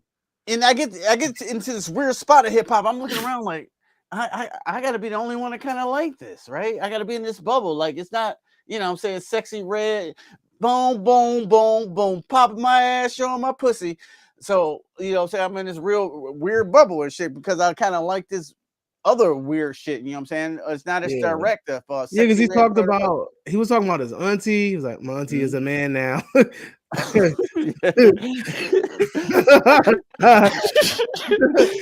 Right. Dimitri, my cousin Dimitri is a woman now. I was like, oh shit. This shit escalated quickly. Have you ever heard Keisha's song by Kendrick Lamar? Well, yeah, I think so. What album is this? It's on Section 80. I don't think so. You gotta listen to that, brother. That shit. Pop on occasion, brother. No, that song is take y'all to class. One of his songs on Good Kid, Mad City. I think it's one of the unreleased tracks or one of the extras. It's the song where he wrote to like DeMar DeRozan. No, not DeMar DeRozan. Aaron Afalo. The song that he did was like talking about Aaron Afalo. He was talking about the game. I think there. I don't know if it's that one, but it's one of them where he writes a song to respond to this Keisha's sister. Or no. Keisha's sister in one of his songs. And Keisha was this girl that apparently he went to school with. She became a prostitute and she was murdered. And he made a song about it. Like, you got to hear it though. Keisha's song is good, bro. I gotta check that out. Yeah, for sure. Yeah, send me that shit. Well, it says, do you guys like the American Bulldog breed? I have an American Bulldog Staffy Greyhound mix. His name is Red. He's protective and a good guard dog, and he's a lot of fun and he's playful. I love dogs in general. Like a dog. That sounds like a dope ass dog. I love dogs. I love dogs in general, brother. Yeah, me too. I don't like cats too much. I became a fan of Dot after High Power and Cartoons and Serial. Cartoon and Serial was tight with that dread-headed dude from Rick Ross's label that never made it. What's that fool's name? Wale? Gunplay. Oh, Gunplay. That was that Wale. I know that's somebody who never made it either. I would have said Nike boots, dude. Still got my Nike boots. That's all. What do you guys think if they were made the Free Willy franchise today's audience? Do you think they could be a good idea? No, I don't think today's audience will fuck with Free Willy to be honest. No, they ain't fucking with that well no son. I know you love it. You know what I'm saying? They're like, I got much respect for you too. They ain't fucking with co-produced High Power. All right, that sounds like a co-production. I knew he did something on Section 80. I didn't know which one it was. I was thinking it was Keisha's song. He said, Orca, goddamn. He said, Orca, goddamn. You know what I'm talking about. That movie with that Indian, I'm telling you, bro.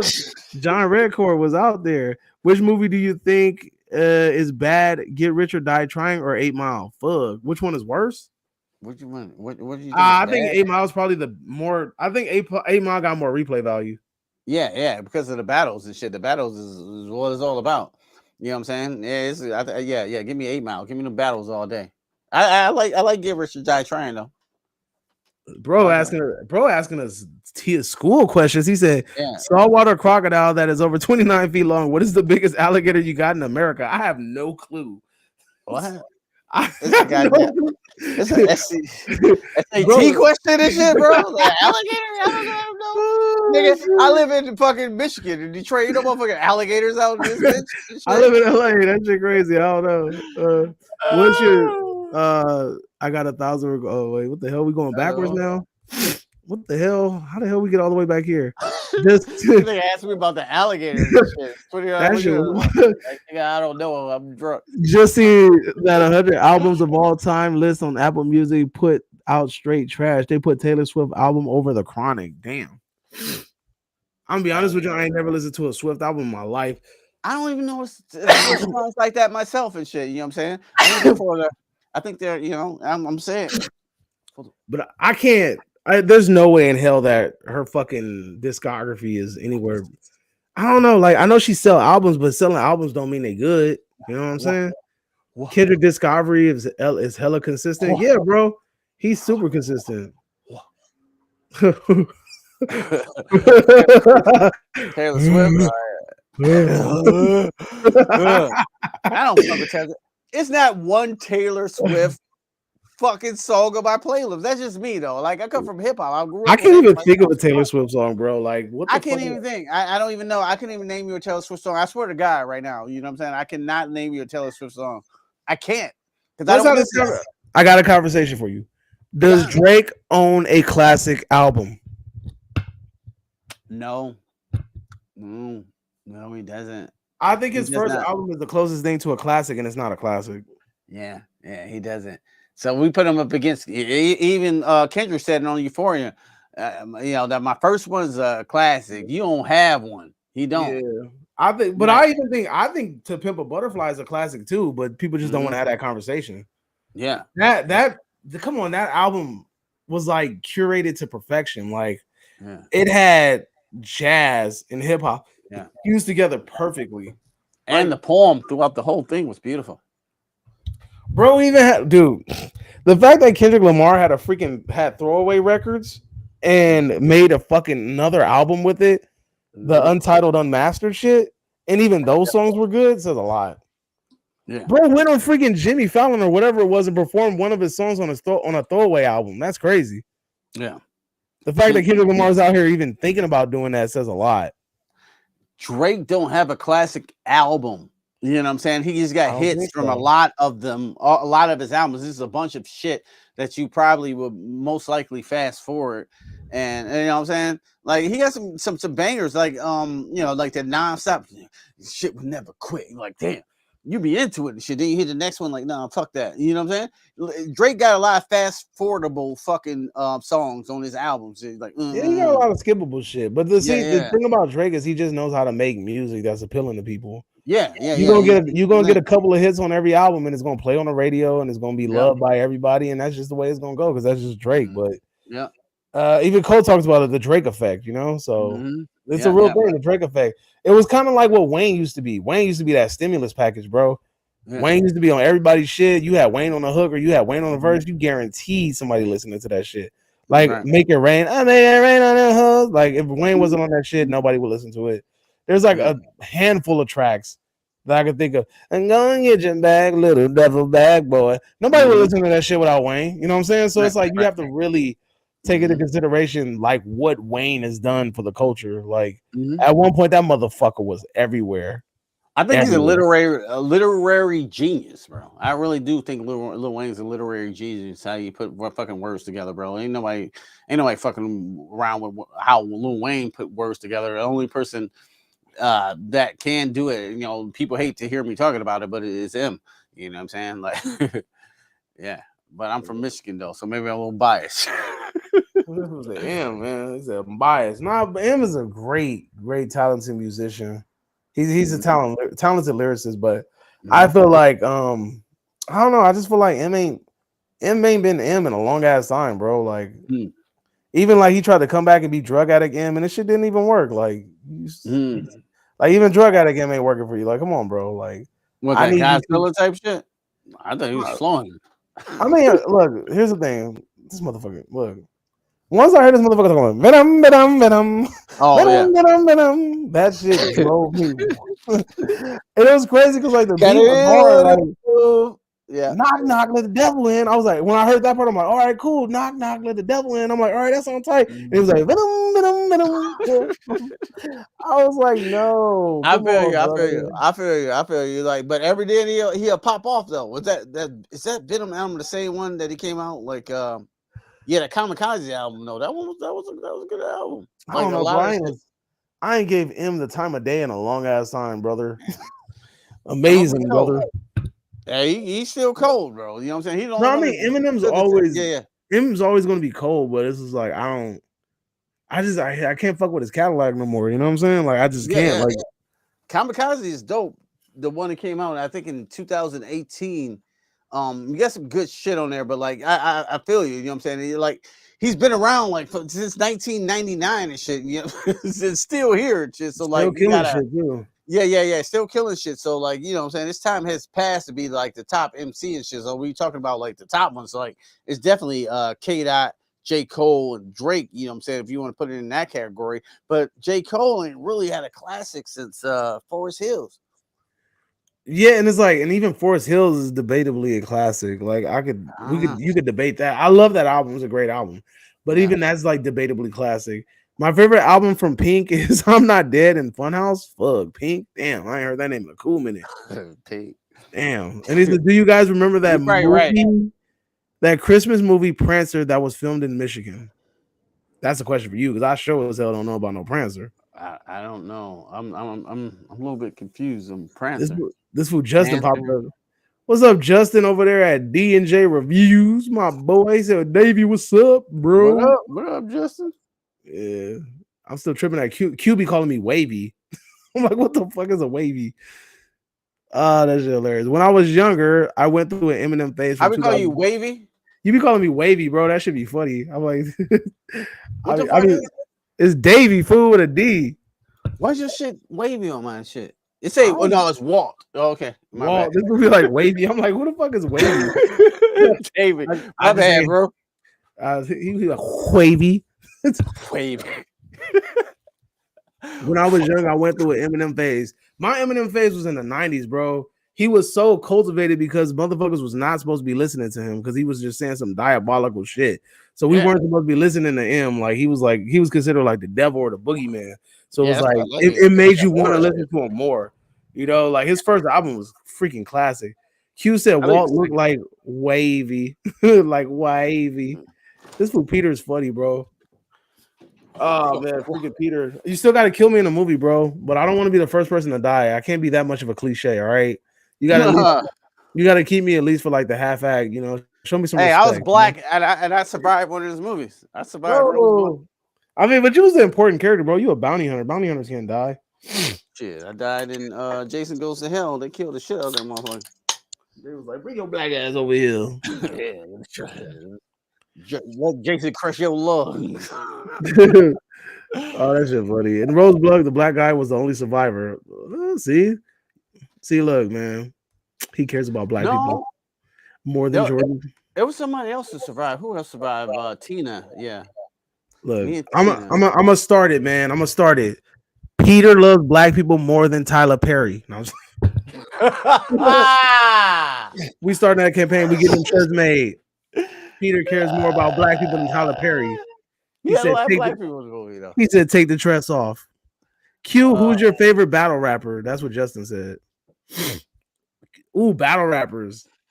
I like Daylight. Daylight's tight. Daylight's fire. Matt Hoffa's tight. Matt Hoffa's tight. Didn't Matt Hoffa get punched in the face? Yeah. He got that one. Was that one the one you mad because I'm styling on you? The best. Oh, you mad because I'm styling on you? You mad because I'm styling on you? But the 40 cal is on you. Yeah. I was like, you mad because I'm trying to reach for his gun? Nah, but that he hard. JC is hard. I used to like Conceited. Chilla Jones was tight. That's tight. Freaking Chilla Jones was tight because he was the one that was like. Cassidy was tight. Not as no battle rapper though. No, you better go back to I'm a hustler, Cassidy. Now Chilla was hard because he was like, I just remember this one thing, like he was like, who the fuck am I? He was like, I'm in a. I just remember he was like, I'm in a whip. He was like, something like your shorty in my car, something like with the whip topping, and then somebody was like, did this motherfucker just say the whip topping? That shit was funny, bro. In the background, like he used to have the funniest people in the background, like just bugging out to his shit. And he also said some shit like, so I forgot, he said something like according to something, and he was like, I get violin. Like it was a whole like it was like a whole it was like a whole money it was like a whole music scheme. It was funny as shit. Nah, but Chilla Jones is funny as hell. Yeah, it's hard to pick. He said, hell yeah, Math Hoffa is mine along with Charlie Clips. Charlie Clips is tight. Charlie Clips, Charlie Clips, yeah. He said, guys, I'm not trying to be racist. Uh-oh. Hey, where you start with that? I'm just saying. Or anything. For Scream 7, what do you think of the idea of a black actor being Ghostface in the movie? Did we just talk about this? We just talked about this, bro. That is crazy. Just talked about this. You're not being racist. You ain't being racist at all. I love it. That shit's fun. We literally just talked about it off camera. That's funny, dog. Oh my god. And we were talking about how the calls would be like. Hey, yo, what up, though? Hey, yo, what up, though, bitch? You got to bring back the classic. What up? What up?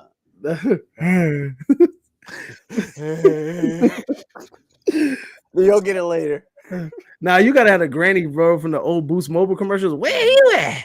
Where you at? Yeah, you gotta have those, bro. With the hey, bro, we need to bring a Scream movie out, but then they have chirps. Oh, like it could be set in the early 2000s, and then people getting chirped on their Boost Mobiles. Oh yeah, dope. Like I like it. Like, what's your favorite scary movie? Stop playing. Nah, for real. What's your favorite scary movie? Then you start hitting them with them black facts, like, so Blackula was the king of what movie, bitch? Yeah. Who was the first person to die in the Friday 13th franchise? Oh. Friday 13th, the black people in there and shit. They don't even know what to do. How did the last man die in Bones? You're like, oh shit. Shit. What was the last skit in Tales from the Hood? Fuck. Jordan White people will be dead. White people will be dead. Started off his career as what? Oh shit. And then why they got it wrong too? Like they be like, oh, Key and Peele, wrong. It was bad bitch. TV. You know what I'm saying? Wrong, bitch. It was bad TV. I'll kill you with a ring light, bitch. I think it'd be great. Hey man, but I think that he should kill him with he has to kill him with like infamous black items like hot combs and afro picks and shit. A hot comb. That should be funny, a hot comb. We ain't having a hot comb kill ever yet, right? Like the hot comb is on the stove back in black people, like for white people. We used to put a fucking hot comb on the stove. It's like a metal comb, and we put that bitch and let it turn to its like charcoal, like red and shit. You know, it's like it's blazing like that, and they put that to fucking black people's hair to make it straight and shit. That's what it was used for. Yeah. And we need a kill in a horror movie with that, right? That'll be tight. Who did that? Who did that yet? We need the Black Scream. I'm campaigning for the Black Scream to nod. Right? Black Scream. Yeah. But damn, I don't know. We got what do we call it? We can't call it Scream. We gotta call it like Yelp or some shit. Yeah. You gotta make something Squeal. The hot comb killer. Hey Scott, you've seen you live in Australia, right, Scott? Have you seen the movie Nightingale? Tell me if you've seen the movie Nightingale. I think it's based in Australia, if I'm not mistaken. Let's see. You know what it'd be easy to kill black people with too? Like black people, for some reason, even I live in the suburbs now, and I keep my a lot of pots and pans above the refrigerator. Just drop them shit on somebody. Yeah, you can just pull off a fucking pan and just hit somebody. I don't know why black people keep fucking, you know what I'm saying? Or that fucking drawer full of trash bags. Yeah, the under the sink, bro. Black people got put in the trash bags from Kroger, the little ones. So just kill your shit. Just kill your shit. It's a ton of black, you know what I'm saying? The black grease on the stove. Just randomize black items, bro. That shit'll be hilarious. Like that, I need that in my life. That shit'll be hilarious. It's still grease on my stove upstairs right now. What am I using it for? I don't know. Oh, like used grease? Oh. Yeah, use grease in a pan, like in a cast iron skillet. Some grease upstairs right now as we speak. Oh, dude, could you imagine somebody getting waterboarded with that shit? Oh, with the black grease? what's that movie that just came out? We would be better than them. The Blackening. The Blackening. We'll be better than their movie. Hey, look, we look. Y'all need to start putting money up right now for the Black Screen movie. We'll figure it out what we're gonna call it. We're gonna call it Yelp or something. Mm-hmm. Let's see, the Hot Comb Killer. Do many Australians come to Michigan? Yeah, I climbed my one Australian boy. We climbed the this tower. It's called the train tower. It's like where it was like basically abandoned when Eminem filmed Beautiful for him. We climbed to the top. It was highly dangerous. It was like the ladder, but we climbed the top of that boy drunk as hell, and we had a blast. He was a great guy. But yeah, come to Detroit, man. It's fine. Just come to the D. Because that's where I was born and raised in. Yeah. Just watch out for some guys. Man, big me mercy. Hey, but you know what's wild though? That beat change in that song was epic. Mm-hmm. And it's crazy because it was like Kanye would have to have that, the dopest part of the fucking song for himself. He would have to have it. Mm-hmm. The Hot Comb Killer. Damn. The Hot Comb Killer. It just rolls off the tongue like the Hot Comb Killer. That's what I'm saying. We can make it for Tubi, and then we fucking be the most fucking popular shit on Tubi. Because you know all the black people watch that shit. The Hot Comb Killer. You just be sitting in your living room watching movies and shit. Why it smell like burnt hair in here? And they go in the kitchen and you be like, where'd that hot comb come from? And then your face just gets smashed into the hot comb. Kristen Glover style, like Friday 13th Part 4 with the that shit gonna turn into fucking Gays New York. They'd be like, the only man spared by the beautician.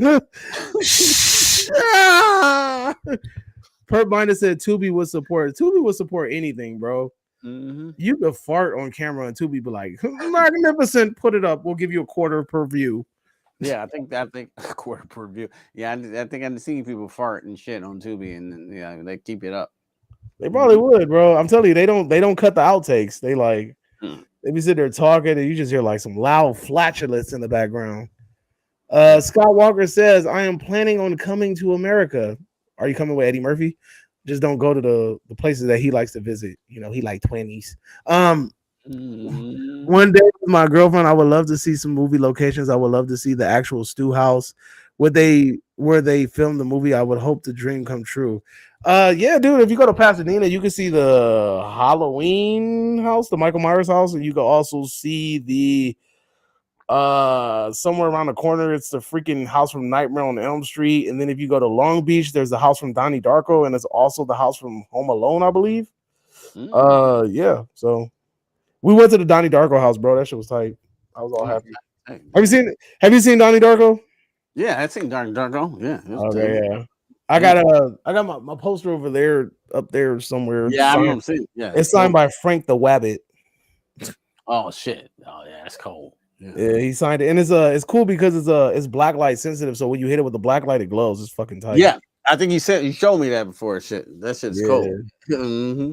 Man, I'm still mad that I ain't get a chance to meet freaking Robert Englund. Oh, what's going on, Christopher Lee? What's going on? Hey, what's going on, my boy? Hey, Christopher Lee. Oh, he always cooking. What's cooking with CLJ? He joined us on our last little conversation about action heroes and whatnot. CLJ is cool people out here. Hey, but Scott Walker, you didn't answer my question, bro. Have you seen Nightingale? I would absolutely love to see the Jurassic Park and Free Willy movie locations. Where the fuck did they film those movies at? Was it Jurassic Park in like Costa Rica or some shit? It was in Hawaii. Yeah, remember because they had that fucked up storm.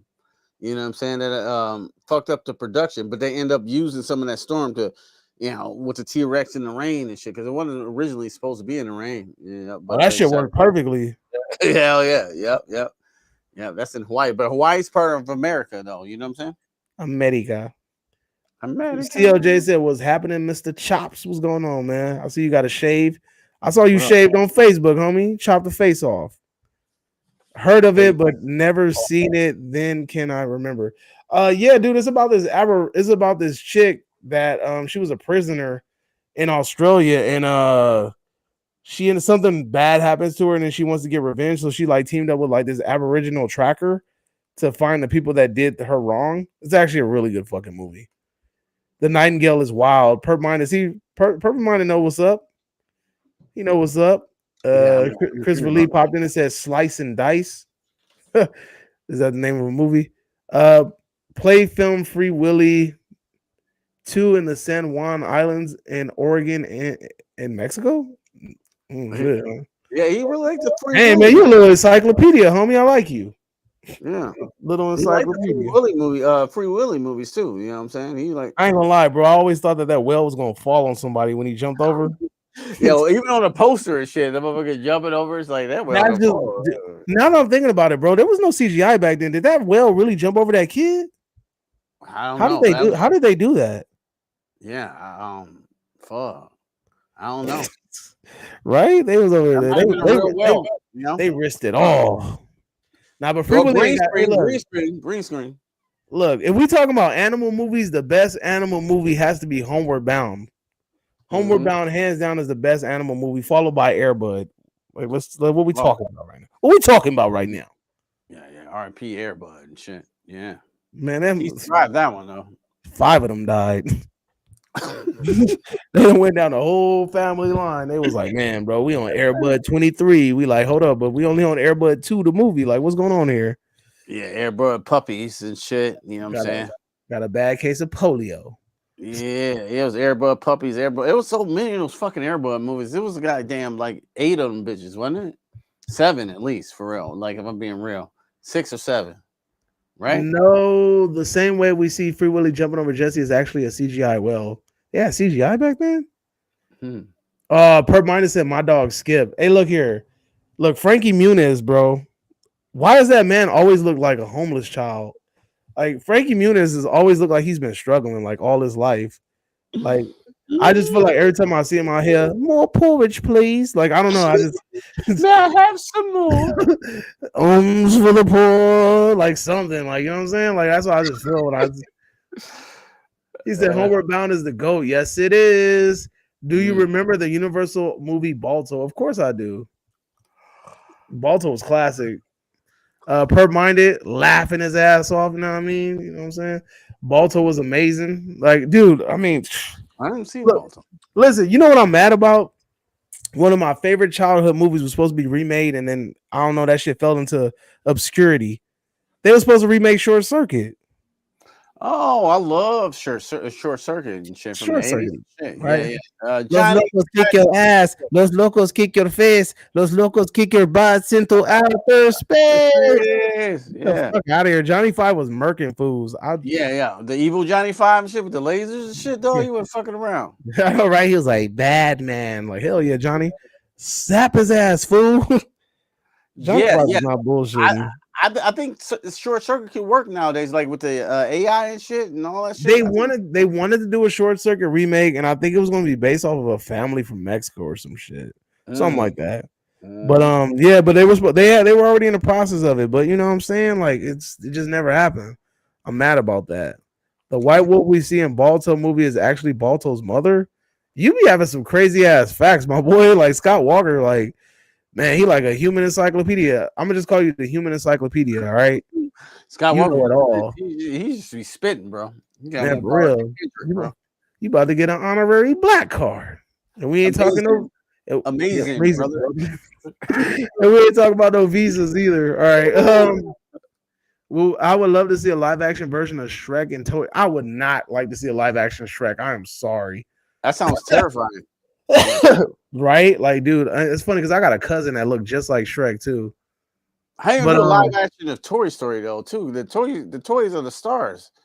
You have little toys and shit just move.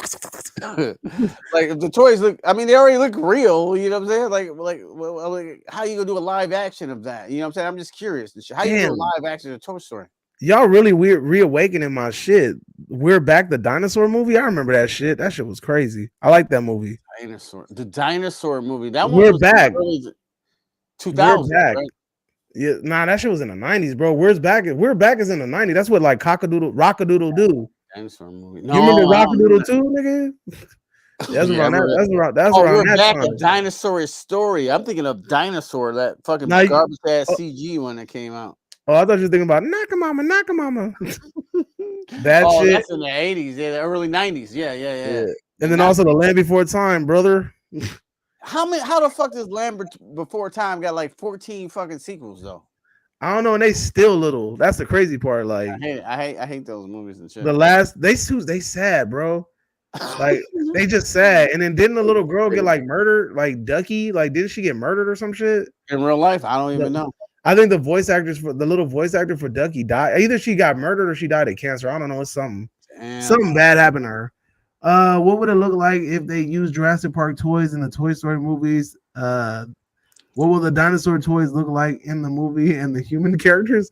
Bro, I don't know. That's Scott Walker. You can blow him off. Hey, bro, do not come around LA like you gonna be throwing people's off. Tell Q it's TCM time. Oh yeah, you want to kill people? Texas Chainsaw Massacre. Oh, all right. What we doing? Who we massacring? Oh, just teenagers that try to come in the fucking house. Like you're supposed to be here, bitch. That's it. It's Texas Chainsaw Massacre for real. The one thing that Texas Chainsaw Massacre missed was the pocket salt. He should have been throwing pocket salt on people after he hit him. Like when he like popped out of the door, it was like bam, like he hit that dude with the hammer. He should have instantly took out some salt out of his pocket and threw him on him, like just to serve the body. Yeah, not to tenderize the meat. You know what I'm saying? Like it's salt baitas, nigga, and shit.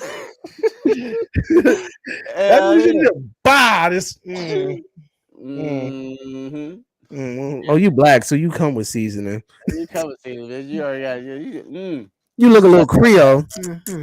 Look like Creole. I'm about to put you in a potters and make some jambalaya. You got that ass. I got to cook. They need the right actors and actresses for a live action Shrek, Rockadoodle Doo, Don Bluth's My Education. Thank God it's Friday. Live action Shrek, though. You know what I'm saying? I don't know.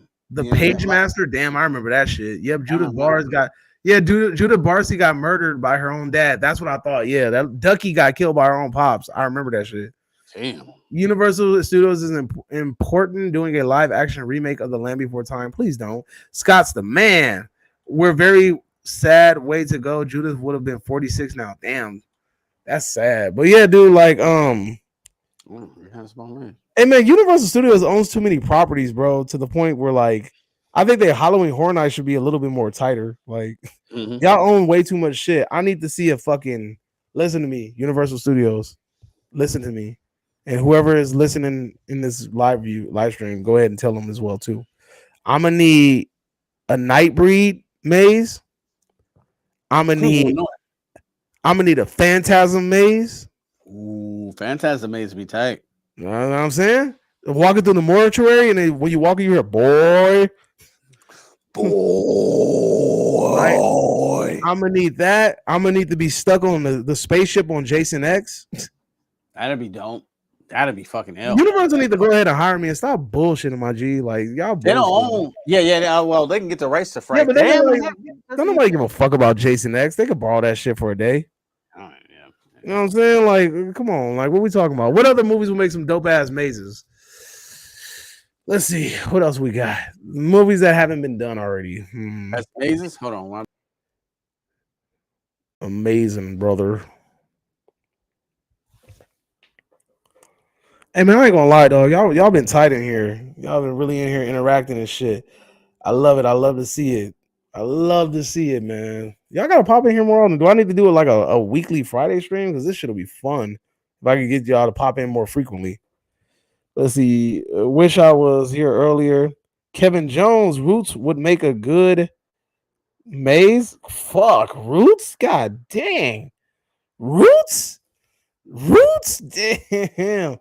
You be popping in there, you walking on freaking Kunta Kinte getting whipped and shit. I don't think I could survive that, bro. Like walking and shit, it's just like you just watching somebody get whipped and shit. Your name is Toby. I'm like, I don't think I could deal with that. Bro said Roots will be a good maze. That'll be a scary ass maze, bro. I couldn't do it. You just hear dude, you could start the maze off on the boat, like the Amistad. And then like the next part of the maze will be like you on the freaking pier on the auction block. Oh my god. Oh damn, dog. That'd be terrifying to black people, but to the whites. The whites. The whites. The whites. It'd be entertaining. You know, like, oh, this is hey man, look, like a museum. You know, hey, I ain't gonna lie to you, bro. They gonna have to whip y'all. They gonna have to whip y'all. I ain't getting whipped not one time. We done took our licks. It's time for y'all to take y'all licks. Who said the fucking the Roots maze would be a good idea and shit though? That's what I'm cutting about. Like, no, it was not. Kevin Jones said that shit. Fucking Kevin, bro. That's some cold shit. The Roots. The Roots. Terrifying. Roots directed by Key and Peele. Damn. You know what I love about dog movies is when the dog saves the owner from a dog attack or a wolf attack. Surprised how the dogs don't get injured in these fight scenes. Man, ask the homie Cujo how he feels.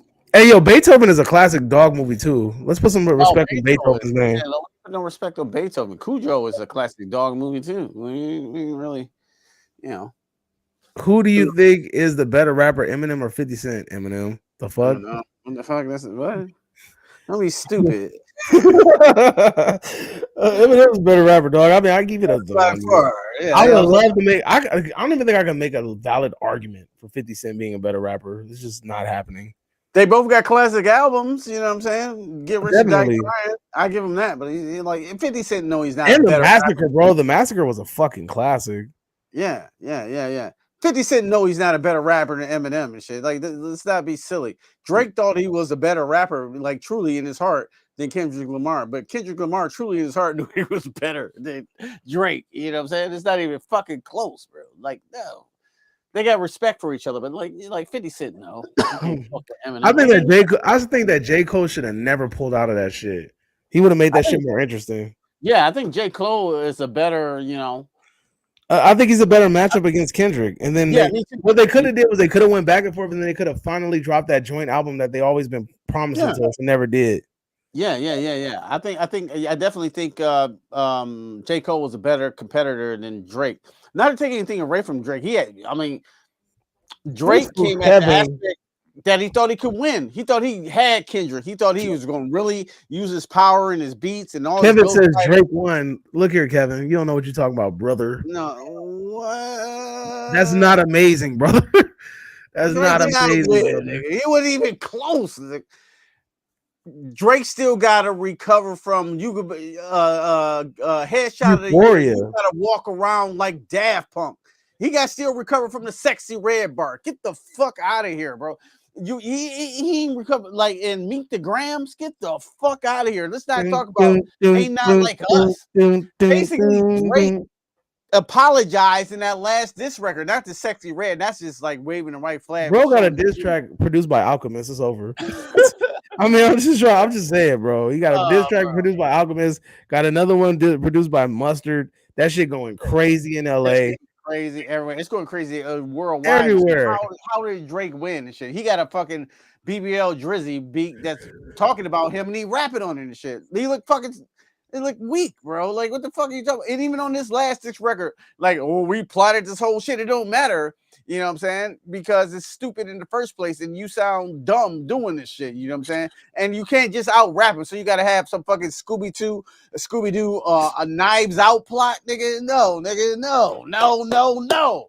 Drake loses head down. You know what I'm saying? I like Drake. You know what I'm saying? At the same time. But no. As a rap battle, you lost. This is like on the level of NWA Ice Cube shit. You know what I'm saying?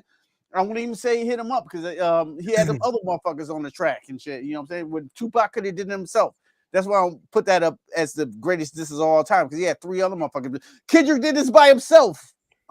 You know what I'm saying? Right? Man, Perp says M or Kendrick right now. I say Kendrick.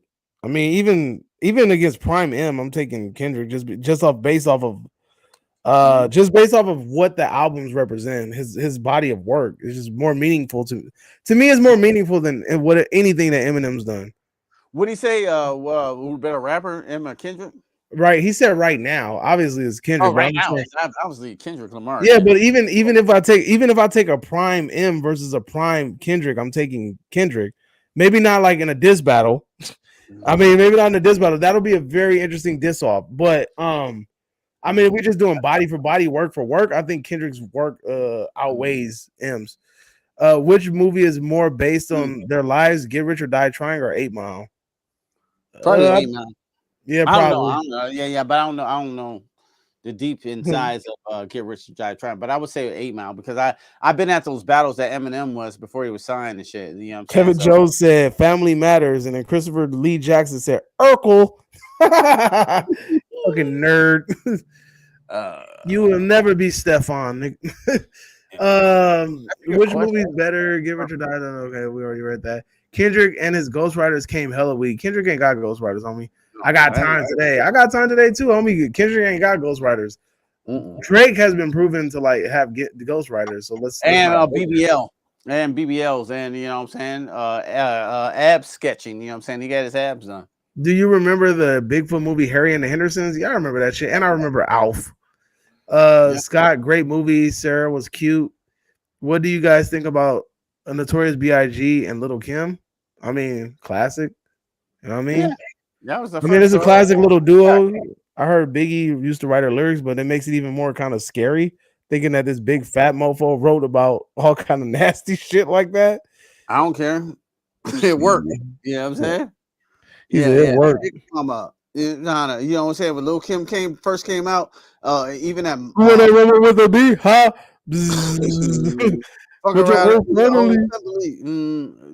Dressed in all black like an omen. Have your family saying this is from my homies. Didn't know me. She was spinning that shit though, even though somebody wrote it. Yeah. Fuck with Lil Kim and shit. Fuck with Biggie. You know what I'm saying? Kendrick Lamar body Drake is nothing you can say to come back from this, brother. Yeah. Like I know you're a fan of Drake. Like the Drake fans, like, oh yeah, Drake's. You know, he's one of my favorite. Those beats are nice, but you know, when we come down to the actual thing of rapping, and you know what I'm saying, and we come down to bars for bars, Euphoria. Every bar is fucking at his head. He never recovered from Euphoria. And then the fact that 3 other tracks are after that shit, nigga. You don't know nothing about that. You don't know nothing about that. You know what I'm saying? He was already bodied on Euphoria. He couldn't, and then he tried to come back and shit. And then Kendrick dropped one right on his head like minutes later. Like, what the fuck are you gonna do with this guy? Leave him alone. I call him the Michael Myers of hip hop, bro. Like, leave that motherfucker alone and shit, you know? Candyman. Hell no. Yeah, Candyman. Don't say Kendrick name 3 times because Drake was edging along. Like, yeah, you got a rebuttal. Oh, yeah, we just sitting back in our matches doing shit. And that motherfucker came back and he destroyed you. That's why your bodyguard got shot. Yeah.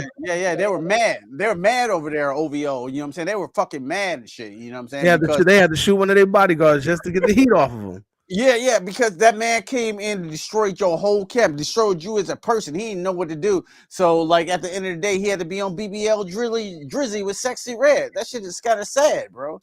And I think your career is going to be fine, of course, because Drake, you can just sing your way out of this shit, but like you can't rap your way out of that.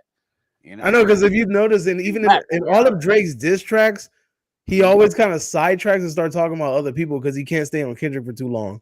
Yeah, because he can't keep it going. Like when he was like, Abel had to serenade him with the like you start talking about freaking Abel, like who cares? You start talking about A$AP Rocky, who cares?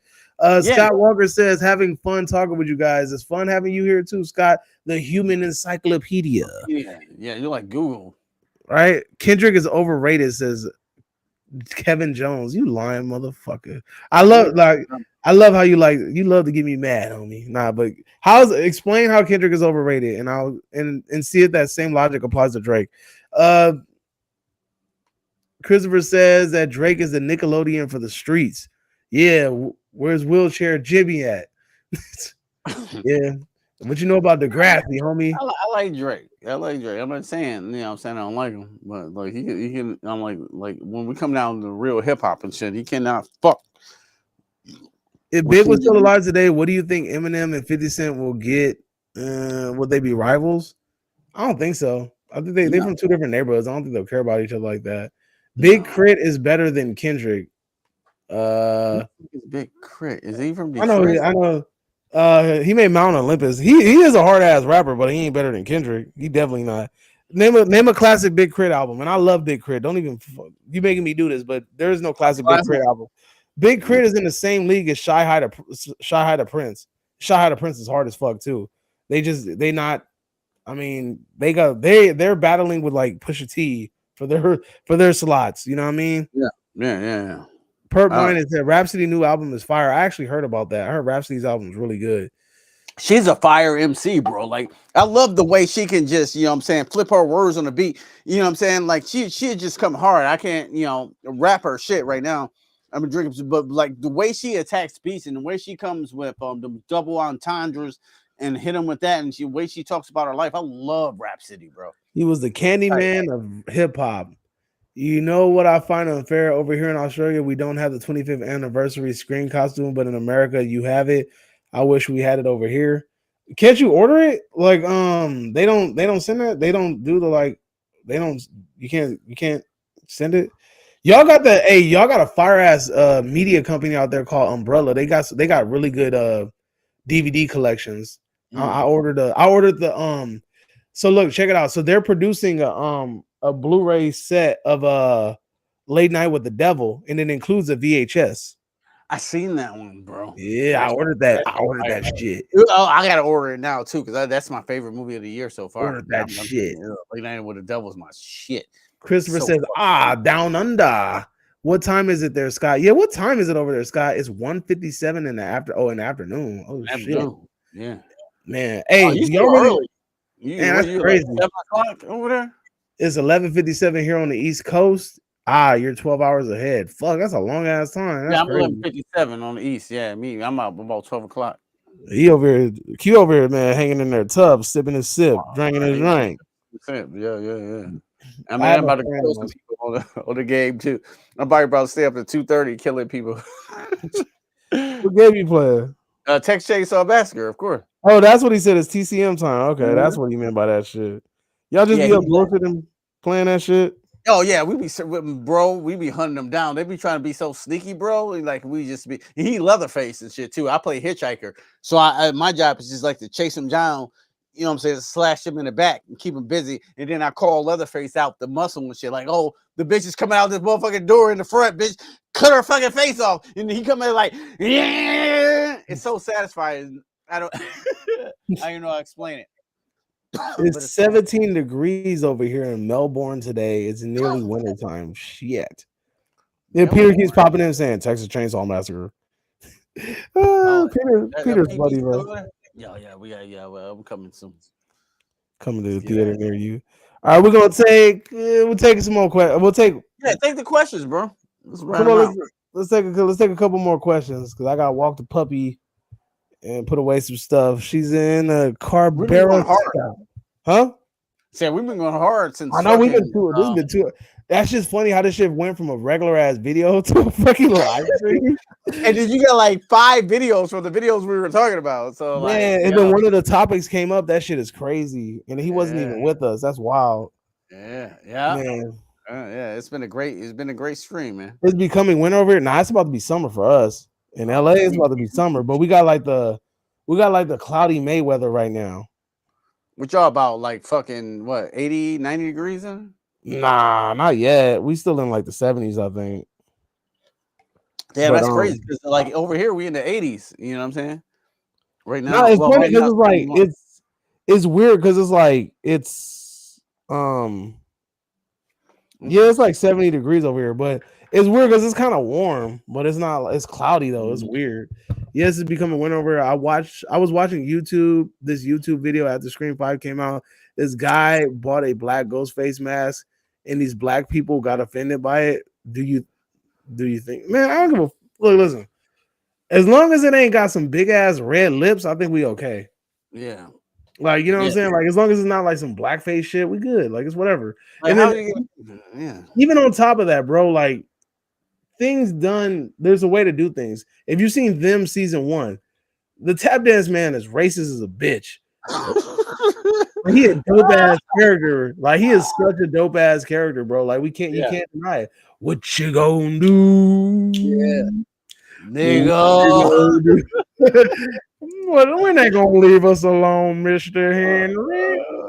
Well, I done seen some monkey shines. I'm like, what are you talking about? That's pretty good though. How you did that? That was a good accent there. I like it. Right? I kind of sound like him. I got it. You sound just like him and shit. You brought me, you know what I'm saying, back to my fucking trauma.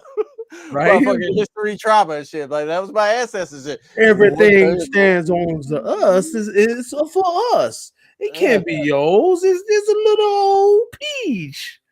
Oh man, we sound stupid as fuck though back in the day and shit, bro. That shit hurt my feelings, bro. Gotta go. Thanks. All right, man. Thanks for chopping in. Cheers for Lee. Thank you guys for not getting offended. We never get offended, bro. Look here, we are we good, man. You trust me. You welcome over here. Your questions are not offensive. I know society has geared people to think that everything is offensive, but it is not. We just had somebody tell us, like, you know, like there should be a Roots maze at Universal Studios. I think we good. Yeah, I was like, what? Kevin Jones is black though. So okay, yeah, well, so yeah, cool. So like that's because for a minute I kind of was thrown for a loop, and I'm like, who the fuck? And I was like, oh yeah, Kevin, I know you. I was like, I know you. All right, Kevin, I know you. You good? Kevin, once he started talking about Drake, I'm like, all right, you good? Because a root shit to me would be scary. I don't want to do that shit. I'm not gonna lie to you, bro. Walk through that shit. Haunted house is a slavery haunted house, nigga. Dude, if you walking through it and you hear the fucking deliverance whistle, or the little twang from the and you just hear where you hear squeal. I'm out of there, brother. Like, man. Or deliverance haunted house and shit, where you go about to be, you know, or P Diddy, you know what I'm saying? You just want to see him doing a Harlem Shake. He be like, dig out the battle. Dude, could you imagine if he started chasing you with a towel on? It'd be like multiple actors and shit that pop out like scare actors from here and here. Oh my god! Start throwing lamps at you and shit and vases. Like, god damn, this shit is terrifying, bro. Who's that hiding under the cover? Who's that? God damn, this shit's terrifying. Let me out of this house. I'm terrified. You got to end the maze with Drake getting slapped by Diddy though. Is somebody peeing on his leg? Yeah, the whole bro. Years ago, I went on a school excursion and I asked about the Korean War, and these Korean people got really offended when I asked. I was the only kid at the time. Why do Koreans get offended about the war? I don't know. We got a whole bell over here from the Korean War. Like, we got a friendship bell over here. I didn't know that Koreans got offended by that. But then in LA, we got some tough ass Koreans because we used to fuck with them in the 90s and the 80s. So like the people in the area like used to fuck with them real bad. So they kind of toughened up over here, you know.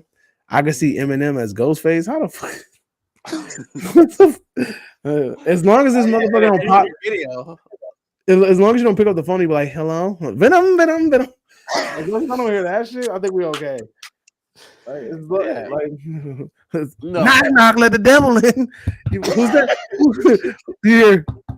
Who's there? Knock, let the devil in. You're like, oh shit. I told you I was shady. Yeah. Oh no, Eminem is Ghostface. Like in a fucking music video, it's fine, but like, I'm like, didn't he dress up like with a Jason mask and overalls or something? Yeah, I got it right here. Like, where's the toy here? Yep, it's right behind me. Yeah, I got him here. Like, it's shady and shit. He got the fucking focusing in. Yeah, he had the overalls. I had the Jason mask on, but my son tore off his arms and shit. But yeah, that's my Eminem figure and shit. This motherfucker's dope. Look, guys, I'm just a very big, absolutely totally Scream fan. I've been waiting for the franchise, wanting the franchise ever since I started in 1996. Since I was only 6 years old. I first saw those. Okay, look, check this out. So, since you're a big fan, I have met majority of the cast of Scream. I got a poster. It's behind my couch in a big ass booklet. It's signed by Neve Campbell, Skeet Ulrich, Matthew Lillard, freaking who else? Rose McGowan. Damn, you got Rose McGowan on there? Yeah, I got Rose McGowan. I got what's fucking David Arquette? I just got David Arquette. Damn, for real? Yeah, David Arquette, and then I got Lee Waddell, who was the stunt man for Ghostface. Damn. And then I'm going to get the fucking voice actor for Ghostface. I'm gonna get his shit in a couple months. Damn, that's right. And then next week I'm gonna get Melissa Barrera to sign that shit. Damn, Melissa Barrera too. Damn, that's the GOAT. That's the GOAT Scream shit right there. Right? That's a big poster. I'm running out of room, but it's whatever. It's cool. Yeah. Yeah, I got the Scream mask, the original Oh one yeah, before the movie came out. I told you about that. You know what I'm saying? Before the movie came out, like, oh, that's tight. And I went to fucking Kroger's and bought the fucking, I think it's Fun whatever mask Fun and World, shit. Fun World. Fun World. I got the original Fun World mask. It's right over there. I'm not gonna dig through. Oh, here it is. Knock, knock, let the devil in. Yeah, here it is. The original fucking. It's all yellow now since it's fucking. Yeah, like it's aged since the 90s. I think this is from like I don't even know whenever right before Scream came out, a year before Scream came out, and Bro, yeah, that's my favorite. Yeah, it's old as fuck.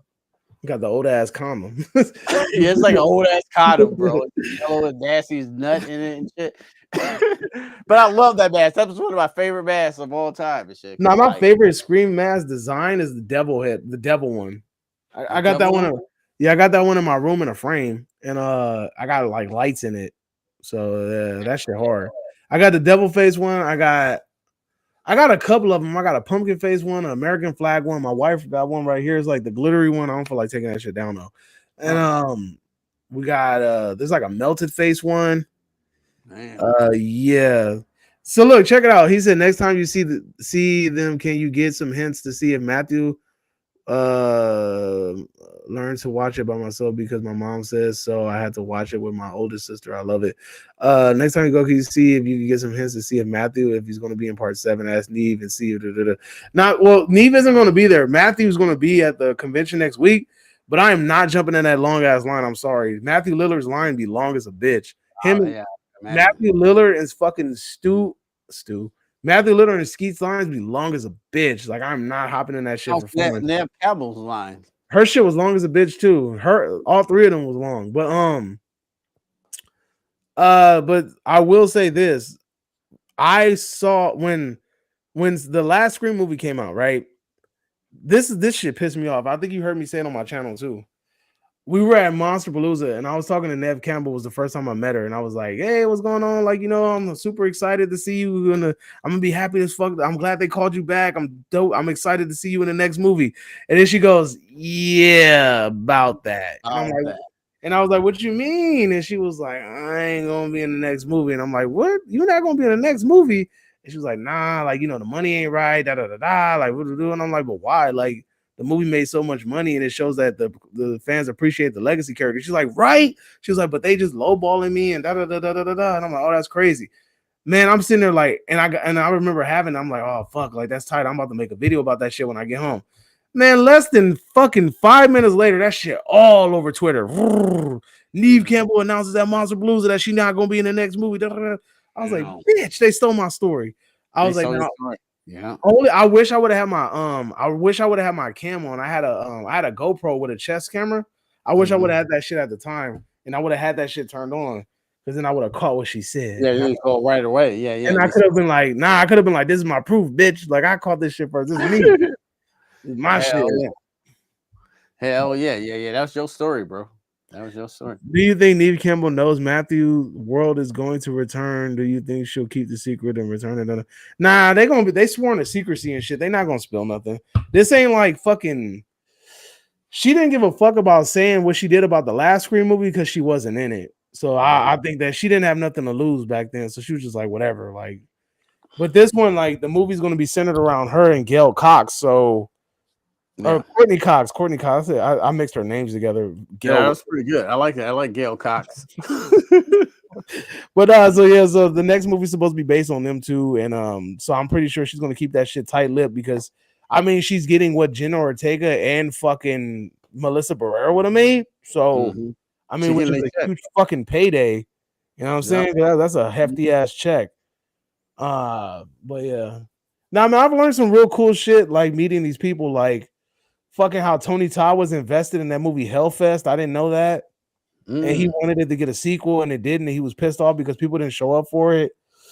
It wasn't that great. I learned about how all the cast members of The Craft fucking turned down being in the sequel because they wanted all of them to be in it. The only person that accepted, obviously, was fucking, what's her fucking name? Nancy. She accepted. I mean, and it's funny because she was just like, I just did it. She was like, I didn't even watch the fucking movie. I didn't even care. I just did the shit, like whatever. I ain't never even seen that shit. Yeah, she said she ain't even. She said I filmed it and I never watched it. Like no, I don't, and I don't care to see it. And I was like, and I told her I was like, the only reason we watched that movie is because we saw like your old picture in a trailer, so we were crossing our fingers and hoping you would pop up. But I was like, that shit was a horrible fucking movie. So yeah, I met her. But all the cast members from The Craft was like, yeah, that shit was weak. Like they offered us, we was like, nah. Robin Tunney or whatever her name is from the original, she was Sarah, the OG, the strong one, the strong witch. She was like, I was pregnant at the time. I sure as hell wasn't doing that movie. Even if I wasn't pregnant, I was like, damn. Yeah, that shit was wild. Yeah, it was fun, man. I've learned some real cool shit from people. I had funny conversations with fucking with OG Jason and shit. What's Kane Hodder? He's funny. Oh, that's the boy. That's the homie. Mm-hmm. Hey, look, if you ever run into that fool, ask that fool about public toilets. You're gonna have the funniest conversation. Oh yeah, I met him multiple times. You know what I'm saying? Kane Hodder. Yeah, he's funny as shit, bro. When we saw Stu's TV and Scream 6 and Kirby Goes the TV that kills Stu Macher and Mindy says, if you believe he's dead, does that give us a clue he's going to return? I mean, I think that was more so playing with the fans. The fans have always theorized that Stu was going to be in this movie, and I think they heard that shit, so they just kind of dropped that as like an Easter egg. That's what I think. Like, that shit was just like, that was just one of the things where they fuck with the fans. They do it a lot, like where they do some shit to let you know that they listening, type shit. Type shit. But yeah, man, that shit was fun, bro. We gotta do this shit again. This shit was hilarious. Oh yeah. Like we went for a minute, bro. Yeah, we went almost 3 hours. My ass hurt. Like, yeah. We can wrap it up, man. You know what I'm saying? All right, relax, get some food and shit, bro. Hey, but look, listen. Q, is always a pleasure to have you on this channel, man. You were invited any fucking time to the cookout. You know what I mean? You know what time it is. You know, we ain't gonna. I promise you, we ain't gonna eat no fucking like no casseroles. No Cool Whip. Sweet potatoes with the marshmallows in them. Or candy ambrosia. Hey, you know what? You ever heard of ambrosia? You remember that shit? Ambrosia salad? That shit sounds crazy. Yeah, like, I feel like marshmallows and the fucking mandarin oranges and fucking. You know what I thought about? How mad I would be like if I lived in Edward Scissorhands' world. Like the food that they was eating looked terrible. Like outside of the skewers, obviously. Scott Walker said, "What's the closest McDonald's to where you live?" My shit is literally like 1 city block away from me. They can't believe it. Like, McDonald's is on every corner. You know what I'm saying? And, I could go in any direction and run into a McDonald's out here. Like, blindly. America's fat, homie. I'm sorry. Yeah, we fat out here. Yeah. You get a burger. Yeah, man. I'm trying to. Do you think people put into 90s and 2000s? We've got about the music in the back of those days or those holidays of 90s and kids. The best music back then was the best. Oh, do we think the music from the 90s and the 2000s was good? Yeah, hell yeah, dude. We have some of the best fucking music. Some of the and like me, I have look, man. I love music in general. I listen to fucking everything from rock, rap. Me too. Like heavy metal, black metal, grunge, death metal. I listen to everything, brother. You fuck with Einstein Kills? Einstein Kills. That sounds familiar, but no. Oh, you don't fuck with Einstein Kills? It's straight stuff. My boy Peter Anthony put it on to me when I was shooting the movie. They do every horror movie that you love in a fucking rock ballet, bro. I gotta send it to you, bro. It's amazing, bro. That sounds tight. Because I remember fucking there was this death metal or Norwegian black metal band. I think their name is Entombed. And they have a random breakdown in the middle of their song, and it's the fucking Phantasm theme. Oh, bro. I gotta see you Stabbing in the Dark, and it's all about Michael Myers, bro. And they don't even copy the same shit. Like you'll think it go do do do do do do do. Nah, bro. They break it down to a whole thing, and they got a whole any horror movie that you love, they have fucking did it, bro. Texas Chainsaw Massacre, Halloween, Candyman. They got They got Candyman. They got Evil Dead, bro. I gotta put you on Ice Nine Kills. I'm gonna meet the director for the original Candyman next week. Oh, that's cool. That's fucking dope. I'm gonna meet him and a couple of cast members from the OG Hellraiser And then Melissa Barrera too. Oh yeah, and fucking Gus Fring from Breaking Bad. Damn, that's tight. That's tight. That's tight. Do you think people from our generation have a gun about all the music we're used to listening from the 90s? And you mean fun or gun? What do you said gun? Hey, aren't guns banned in Australia? Out of curiosity. No, I mean, do you think people from our generation have forgotten about the music from the 90s and the 2000s? That was the best generation. Nah, hell nah. I still bang shit from the 90s and the early 2000s all the fucking time. I think the 90s is the best. I think it's a really, truly golden era of hip hop, though. You know what I'm saying? Because you got and R&B, bro. Yeah, and R&B. Yeah, you know what I'm saying? As far as hip hop, you got everybody being different, you know what I'm saying, from everywhere across the whole United States. You know what I'm saying? You got thinking how much Outkast, you know what I'm saying, Wu-Tang, Biggie, Tupac, Dre still out there, you know what I'm saying? Oh, it's just so much stuff. E40. It's just so much, bro. Like, speak of me, brother. Yeah. It's just so much, you know what I'm saying? There's so much talent that was coming out at one time that I literally call it the golden era of hip hop. Hey, where the fuck is the Ghostface house at? It wasn't. I want to say Michigan, but I don't know. Oh, he's asking, would you ever do a video? He said, would you ever do a video going to Stu Macher's house? Stu Macher's? I don't even know where Stu Macher lives. Who the fuck is Stu Macher? Nah, he's basically saying, would you ever go to the Ghostface house, the house at the end of Scream? If it's in I was supposed to be in Scream 4, but I don't know. I think work conflicts happened because I think I was supposed to be in Scream 4. I'm like not as an actor, like as an extra and shit. Okay, but like I don't know what happened. Like some work conflict happened, and I wasn't able to do it. But I think the Scream house is in Michigan. Yeah, but I'm not correct. I think that's what he's saying. Like, since you live out there, would you ever do a video going to the house? Yeah, fuck it. Why not? Yeah. I mean, you got all the fucking accessories. You might as well. You can do an aerial view and shit. Yeah, put the drone up and shit. What do you guys think of the TV show Cheaters? Do you think that TV show was fun in a lot of relationships and marriages over the year? Bro, I remember that shit in Blind Date used to have me dying, bro. Yeah. Blind Date was fucking goated. And then also Change of Heart was fucking goated too. Yeah, bro, I used to really be like a kid watching these punk ass shows. Like that shit was entertaining though. Like catch the predator. Hey, all right. So look, I work with these kids, right? And I showed them the fucking the commercial that was a nightmare. The commercials of old girl fucking what's that girl with the red hair and shit? Monkeys and rabbits, loop de loo. I don't know, man. You know what the fuck I'm talking about, bro. What's her name?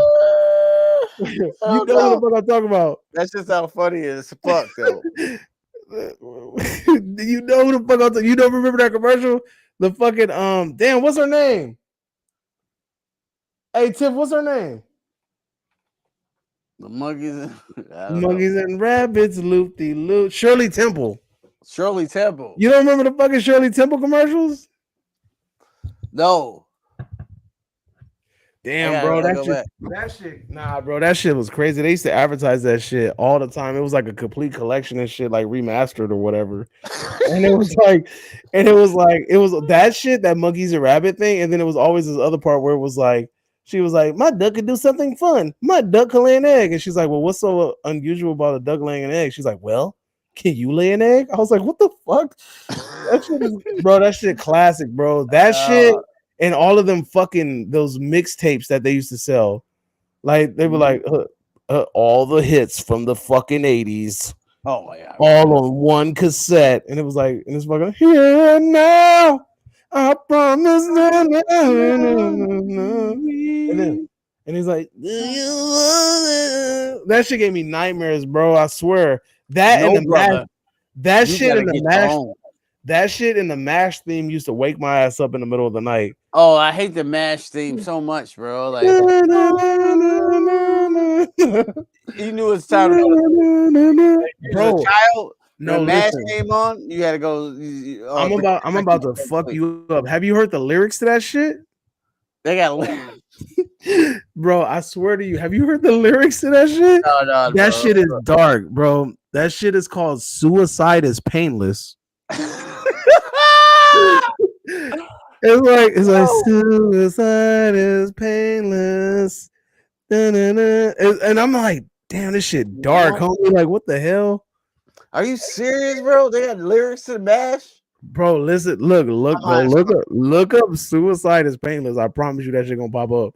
But he said the Stumacher house is in San Francisco, California. I'm in LA, bro. That's a cool couple hour drive. I mean, if I go to San Francisco and I just so happen to have some spare time, I will definitely go. But I ain't just going for the fuck of it. Like, just like road trip to San Francisco. The Mash song has lyrics, and it's called "Suicide is Painless." It is, bro. I guarantee I'm not fucking with you. Like, I'm dead serious. Like, I hated Mash with a passion, bro. Like, coming up, I hated that shit, bro. And like, my uncle loves that shit. Look, my uncle loves that and Andy Griffin. I can't stand them shows. I can't stand Andy Griffin either and shit. I don't like Andy Griffin. I don't like Gilligan's Island. Like, you can keep that shit. Yeah. Gilligan's Island didn't piss me off that much though, but like fucking Mash though, nigga, I'm really fighting on sight. I used to turn around aggressive as hell on that pillow, man. Fuck this. Like you're either in the hospital or it's time to go sleep when Mash come on, son. Man, dude, that shit crazy, but man, that's wild. The 90s, man. Hey, but I ain't gonna lie, I used to stay up to some Lucy though. Once you hear that, I'll roll over and watch that shit though in a heartbeat. Yeah. After Mash went off, where we lived at, like Sanford and Son used to come on and shit, and like we used to stay, we used to sneak the TV on and play. I Love Lucy had a fucking run, bro, from like 2 a.m. to like 5. Like that shit was on nonstop. Like, hell yeah. Man, I Love Lucy was tight, bro. Hell yeah. There's too many songs in the 2000s I love. I don't even know which one is my favorite to say. The truth, there are so many songs back in those days. I just wish they could bring back the songs today. Nah, it's cool though. Look, I'm cool with that only because it's like every era has their thing, you know? And I mean, eventually everybody kind of like recreates that era sound. Like if you hear like, what's the old boy's name? Fucking, the drummer dude and fucking, and Bruno Mars. What they call it? Silk and Smooth. Yeah. They have like an old school sound to them. I mean, Fits in the Tantrums, they got an old school sound to them. Like, it's just so many of them. Yeah, I just posted some old school shit today from the 80s, like that. Boom, boom, boom, boom, boom, boom, boom. Boom, boom, boom, boom, boom. And they break into the shit, bro. Nah, this shit is fire, nigga. No, like, dude, I listened to the fucking. All right, you remember that song by Jim Jones, right? The We Fly High, No Lie, and you know this bowling. I listened to the original track, I wear a mean dark pair of shades. I listened to where they sampled that from. That shit is called Mr. Cool. That is the most pimpish song I've ever heard in my life. That shit, it makes me want to slap the shit out of somebody, I swear. Like I feel like Pootie saying, like, Yeah.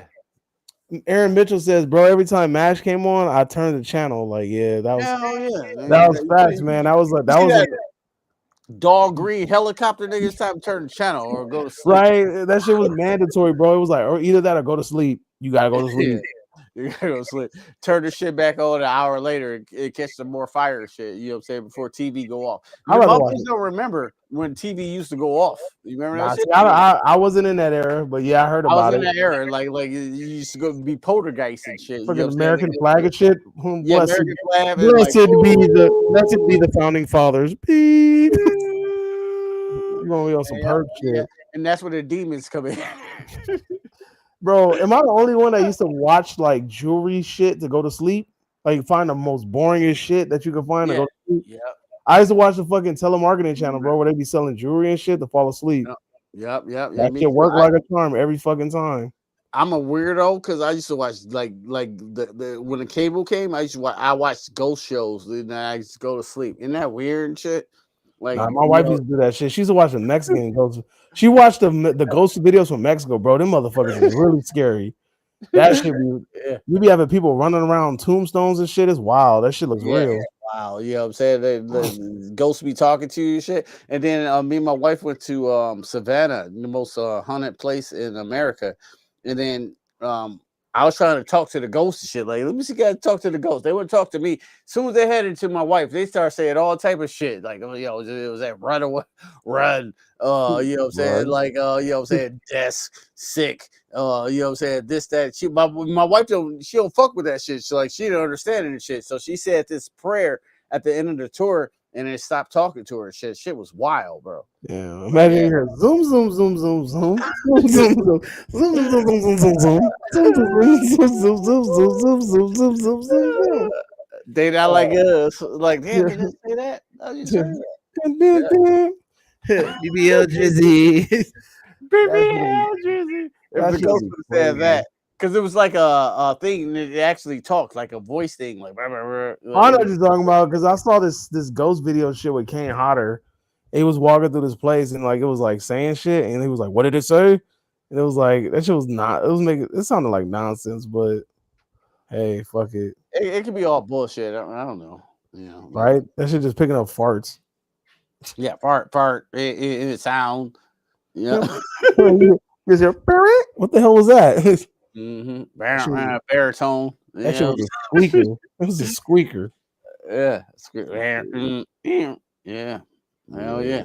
But yeah, we're gonna go ahead and wrap it up. I think we've exhausted their time. Hey man, but I appreciate Australia for tapping in. Thank you, Scott Walker. Thank you, Aaron Mitchell. Thank you, Jody's Corner. Thank you, Peter. Thank you, Perp. Thank you, Justin. Thank you.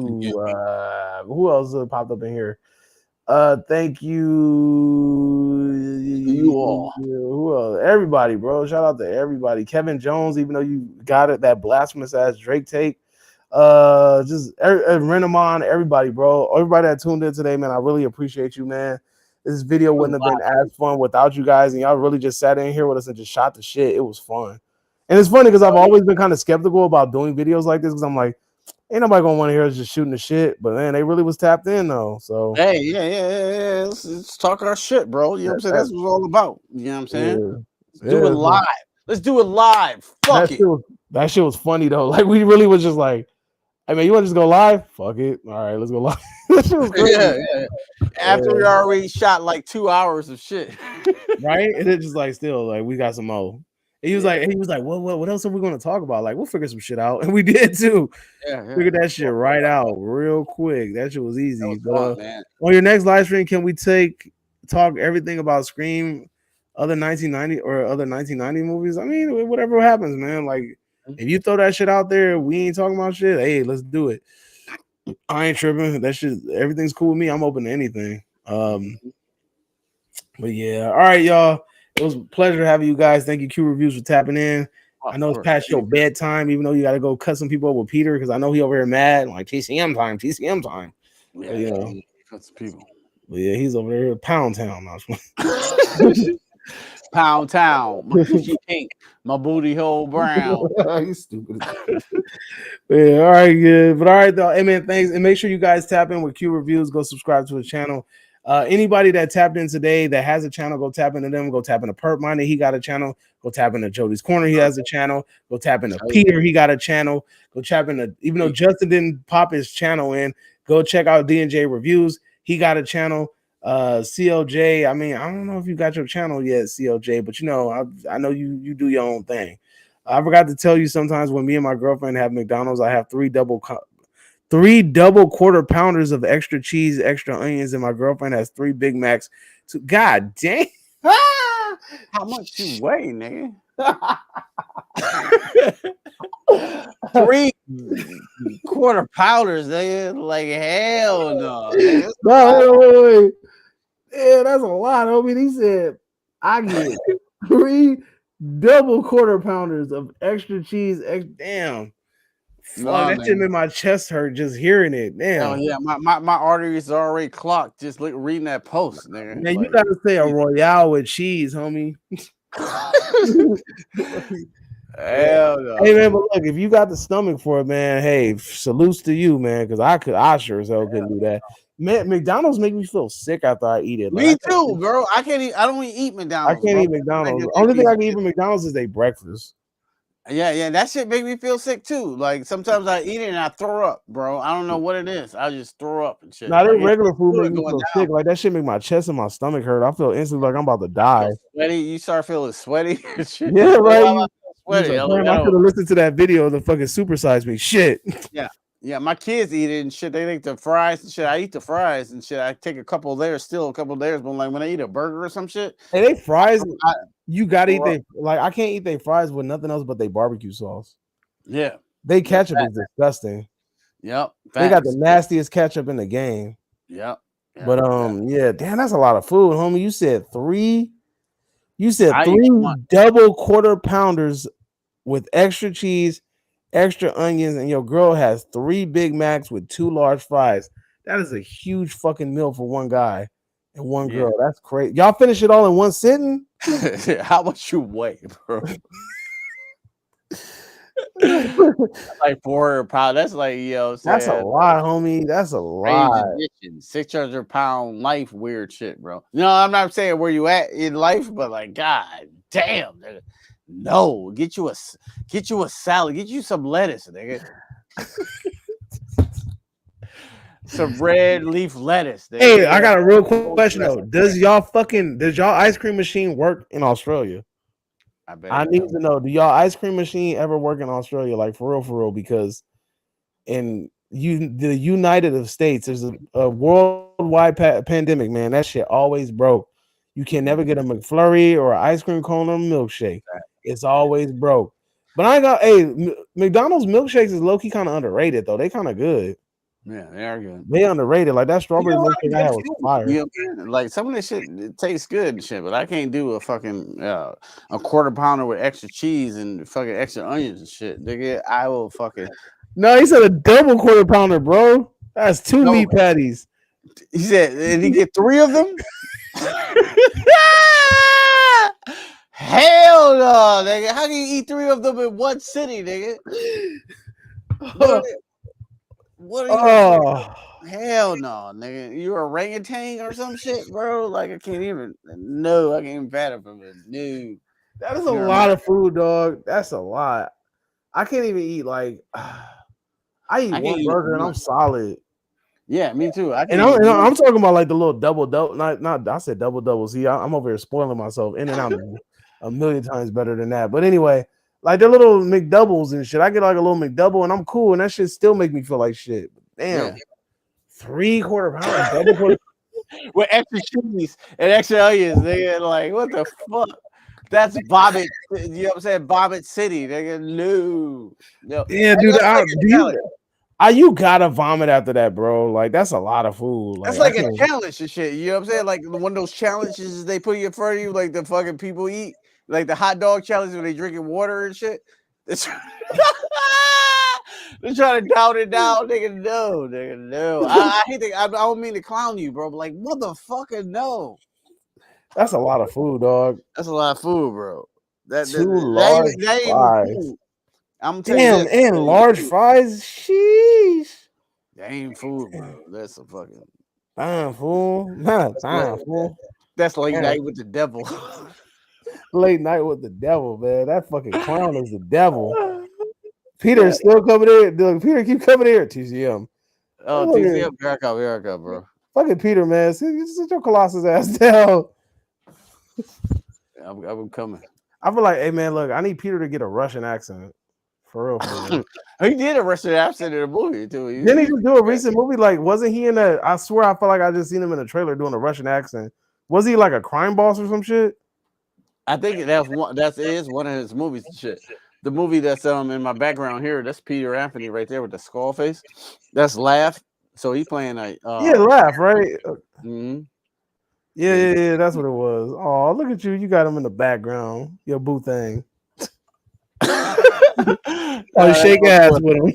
Right, pop ass with him. That's my boy, though. You know what I'm saying? We filmed a great movie there. I mean, that's tight, though, bro. Look, man. Salutes, man. Hats off to you for that shit. But all right, we're gonna get out of here for real this time. You know, enjoy your quarter pounders. I'm not enjoy them Big Macs. Enjoy them fries on me.